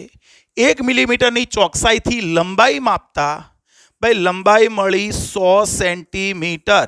કેટલાની ચોકસાઈથી માપ્યું? 1 મિલીમીટર. પણ આ તો ના ચાલે, આ સેન્ટીમીટરમાં ના મીટરમાં, મિલીમીટરમાં. તો આ થઈ ગયું 100 પ્લસ ઓર માઇનસ 0.1 સેન્ટીમીટર. આ તમારી લંબાઈ થઈ ગઈ. અને 0.1 સેકન્ડની લઘુત્તમ માપશક્તિ વડે સ્ટોપવોચ વડે 100 દોલનનું માપન કરવામાં આવે છે ત્યારે મળતો આવર્તકાળ 2 સેકન્ડ છે. સમજો દરેક જણ, આવર્તકાળ તમારો 2 સેકન્ડ છે. આવર્તકાળની સંજ્ઞા છે કેપિટલ ટી. આવર્તકાળની સંજ્ઞા એકવાર આને સેવ કરી લઉં, કારણ કે બહુ લાઇટ બહુ જ પડે છે, બહાર વરસાદ બહુ પડે છે, લાઇટ જવાની શક્યતા છે. ઓકે, તો આવર્તકાળ કેટલો છે ભાઈ? આવર્તકાળ ટી બરાબર તમને આપેલો છે 2 સેકન્ડ અને લઘુત્તમ માપશક્તિ કેટલી છે? 0.1. તો જોજો, હવે હું થોડીક ભૂલ કરું એટલે તમને ખબર પડે કે આવી ભૂલ ના કરાય એમ. તો હું આવર્તકાળ લખું T plus or minus delta T, એટલે કે 2 પ્લસ ઓર માઇનસ 0.1. ઘડિયાળની લઘુત્તમ માપશક્તિ કેટલી છે? 0.1. અને માપ્યું કેટલું તમે? આવર્તકાળ કેટલો માપ્યો? 2. તો આ હવે આપણે ગણીએ ટ્રુ ટી. તો ટી બરાબર 2π√L/g. ચાલો જીને કરતા બનાવી દો પહેલાં તો, કારણ કે જીમાં શોધવાનું છે. 4π²L/g. તો જી બરાબર આવી ગયું 4π²L/t². તો અહીંયા લખીશ તો આવું લખાય કે ડેલ્ટા g/g બરાબર delta L/L plus 2 into delta t/t. Delta L/L ભાઈ ડેલ્ટા L/L કોણ? 0.1/100 ભાગ્યા 2 ઇન્ટુ ડેલ્ટા ટી એટલે કોણ? 0.1/2. તો આ થઈ ગયું તમારું 0.001 પ્લસ 0.1. આ થઈ ગયું 0.101. અને ટકાવારી ગણવી હોય તો ગુણ્યા 10 ગુણ્યા 100. તો જુઓ, જવાબ ના આવ્યો. જવાબ ના આવ્યો. મેં શું ભૂલ કરી? કોઈ કહી શકશે? શું ભૂલ કરી મેં અહીંયા? જાણી કરીને મેં ભૂલ કરી છે. શું ભૂલ કરીએ તમે મને કહો. અહીંયા તમે આવર્તકાળ માપ્યો 2 સેકન્ડ આટલી ઘડિયાળથી. તો ભૂલ શું છે તમને બતાવું. તમે આવર્તકાળ નથી માપ્યો. સમજો, આવર્તકાળ માપ્યો નથી, ગણ્યો છે. ગણ્યો છે. તમે આવર્તકાળ કોને કહેવાય? લોલક 1 દોલન પૂરું કરે. લોલક 1 દોલન પૂરું કરે અને તમે જે સમય માપો એ આવર્તકાળ કહેવાય. પણ તમે અહીંયા જે માપ્યું ને એ આવર્તકાળ નથી માપ્યો, તમે સમય માપ્યો છે. કેટલા દોલનો માટેનો? 100 દોલનો માટેનો સમય માપ્યો. સમજો છો? આવર્તકાળ માપ્યો એવું ક્યારે ગણાય? કે જ્યારે તમે એક જ દોલન માટે અવલોકન લો. એક જ દોલન માટે અવલોકન લો તો એ માપ્યો કહેવાય. એક જ દોલનનો સમય એ આવર્તકાળ. પણ આવર્તકાળ ગણવા માટે તમે એક જ દોલન માટે અવલોકન નથી લીધું, તમે અવલોકન લીધું 100 દોલનો માટે. અને 100 દોલનો માટે જ્યારે તમે ઘડિયાળમાં અવલોકન લીધું હશે ને તો એ 2 સેકન્ડ નહીં મળ્યું હોય. 2 સેકન્ડ તો 1 દોલનનો સમય છે. તમે જ્યારે 100 દોલનો માટે માપ્યું ત્યારે તમને સમય માપ્યો હશે તમે 200 સેકન્ડ. 1 દોલનનો સમય 2 સેકન્ડ, તો 100 દોલનનો સમય 200 સેકન્ડ માપ્યો હશે. તો મપાયેલી ભૌતિક રાશિ આવર્તકાળ નથી, તમે માપ્યો તો સમય. અને પછી શું કર્યું? પછી તમારે 100 દોલનો માટેનો સમય આવી ગયો 200. અને તમારે ગણવો તો આવર્તકાળ, એટલે તમે કુલ સમયને દોલનોની સંખ્યા વડે ભાગી નાખ્યો. કુલ સમયને દોલનોની સંખ્યા વડે ભાગી નાખ્યો. એટલે આવર્તકાળ માપ્યો નથી, ગણ્યો છે. તો આ જે મેં લખ્યું ને, આ ખોટું કહેવાય. આ ખોટું કહેવાય. મેં માપ્યો શું? તો ભાઈ માપ્યો છે સમય. તો મપાયેલ સમય કેટલો? મપાયેલ સમય તો 100 દોલનો ગુણ્યા 2 એટલે 200 સેકન્ડ જેટલો સમય નોંધ્યો હશે. તો સમય થઈ ગયો ભાઈ, સમય શું નોંધ્યો? 200 સેકન્ડ ઘડિયાળ પરથી, અને એ છે 0.1 સેકન્ડ. તો મપાયેલી વસ્તુ આવર્તકાળ નથી, મપાયેલ સમય છે. તો આ સૂત્રમાં મારે સમય લાવવો પડશે. ભાઈ સમય કેવી રીતે માપીશું આપણે? તો આવર્તકાળ કેવી રીતે માપીશું? કુલ સમય ભાગ્યા અવલોકનોની સંખ્યા, દોલનોની સંખ્યા. કુલ 100 દોલનોનો સમય માપી લીધો 200 સેકન્ડ, અને 1 દોલન માટે ગણવો હતો તો કુલ સમયને મેં આના વડે ભાગી નાખ્યો. ખબર પડી? ઓકે. તો હવે આના ઉપરથી મારે જો લખવું હોય તો આ સૂત્રમાં અહીંયા આ નહીં આવે, આ નહીં આવે, ઓકે ઓકે ઓકે ઓકે. હવે કંઈક આપણો જવાબ સેટ થઈ જશે. તો પછી તો અહીંયા આ સૂત્ર પરથી ટી નથી, હવે ટી છે મપાયેલ વસ્તુ, તો ડેલ્ટા ટી બાય ટી લખવો પડે. ઓકે. તો એલ તો 0.1/100 છે જ, પણ અહીંયા 0.1/200 થશે. એટલે આ તમારું થઈ જશે 0.001 જ થશે. ખરું? તો આ થઈ ગયું 0.002. માટે તમારે પ્રતિશત ત્રુટિ જોઈતી હોય, પ્રતિશત ત્રુટિ, તો આ થઈ જશે તમારી 0.2%. આવડશે? એટલે આપણો જવાબ આવી જશે કયો? સી. ક્લિયર? નેક્સ્ટ. તો આ દાખલો છે. હવે લાસ્ટ વન, કદાચ છેલ્લો જ છે આના પછી.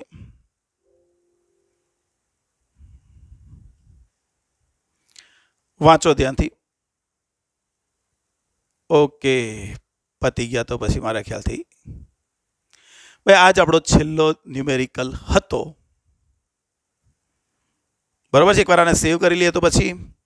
અને આટલામાં આપણે ત્રુટિ ફિનિશ કરી. બરાબર છે? તો આ ટોપિક્સ બધા આવડવા જોઈએ. આ લઈ અને કોઈ રેફરન્સ બુકમાંથી તમે સારા સારા એમસીક્યુ ત્રુટિના શોધીને ગણી શકો. તમને 100% કોઈ ડાઉટ હવે નહીં આવે. બરાબર છે? આમાં વધારે ડિટેલ જેડબલઈ લેવલમાં જવાનું હશે, ત્યારે હું જ્યારે એમસીક્યુ ચલાવીશ ત્યારે હજુ જેડબલઈ એડવાન્સ લેવલે પણ જઈશું આમાં. બરાબર છે? ત્યાં સુધી આટલું જ મહેનત કરતા રહેજો, વાંચતા રહેજો, અને તમારા ફ્રેન્ડ સર્કલમાં બીજા મિત્રોને, ગામડાના છોકરાઓને વિડીયોની લિંક મોકલતા રહેજો, લાઈક કરતા રહેજો અને શેર પણ કરતા રહેજો. બરાબર છે? ચાલો, ડાઉટ કોઈ બી હોય કોમેન્ટ બોક્સમાં મને જાણ કરી શકો. આપણે એનું સોલ્યુશન લાવવાનો પ્રયત્ન કરીશું અવશ્ય. બરાબર છે? ચાલો, મળીએ નેક્સ્ટ લેક્ચરમાં. ત્યાં સુધી મહેનત કરતા રહેજો. Best of luck.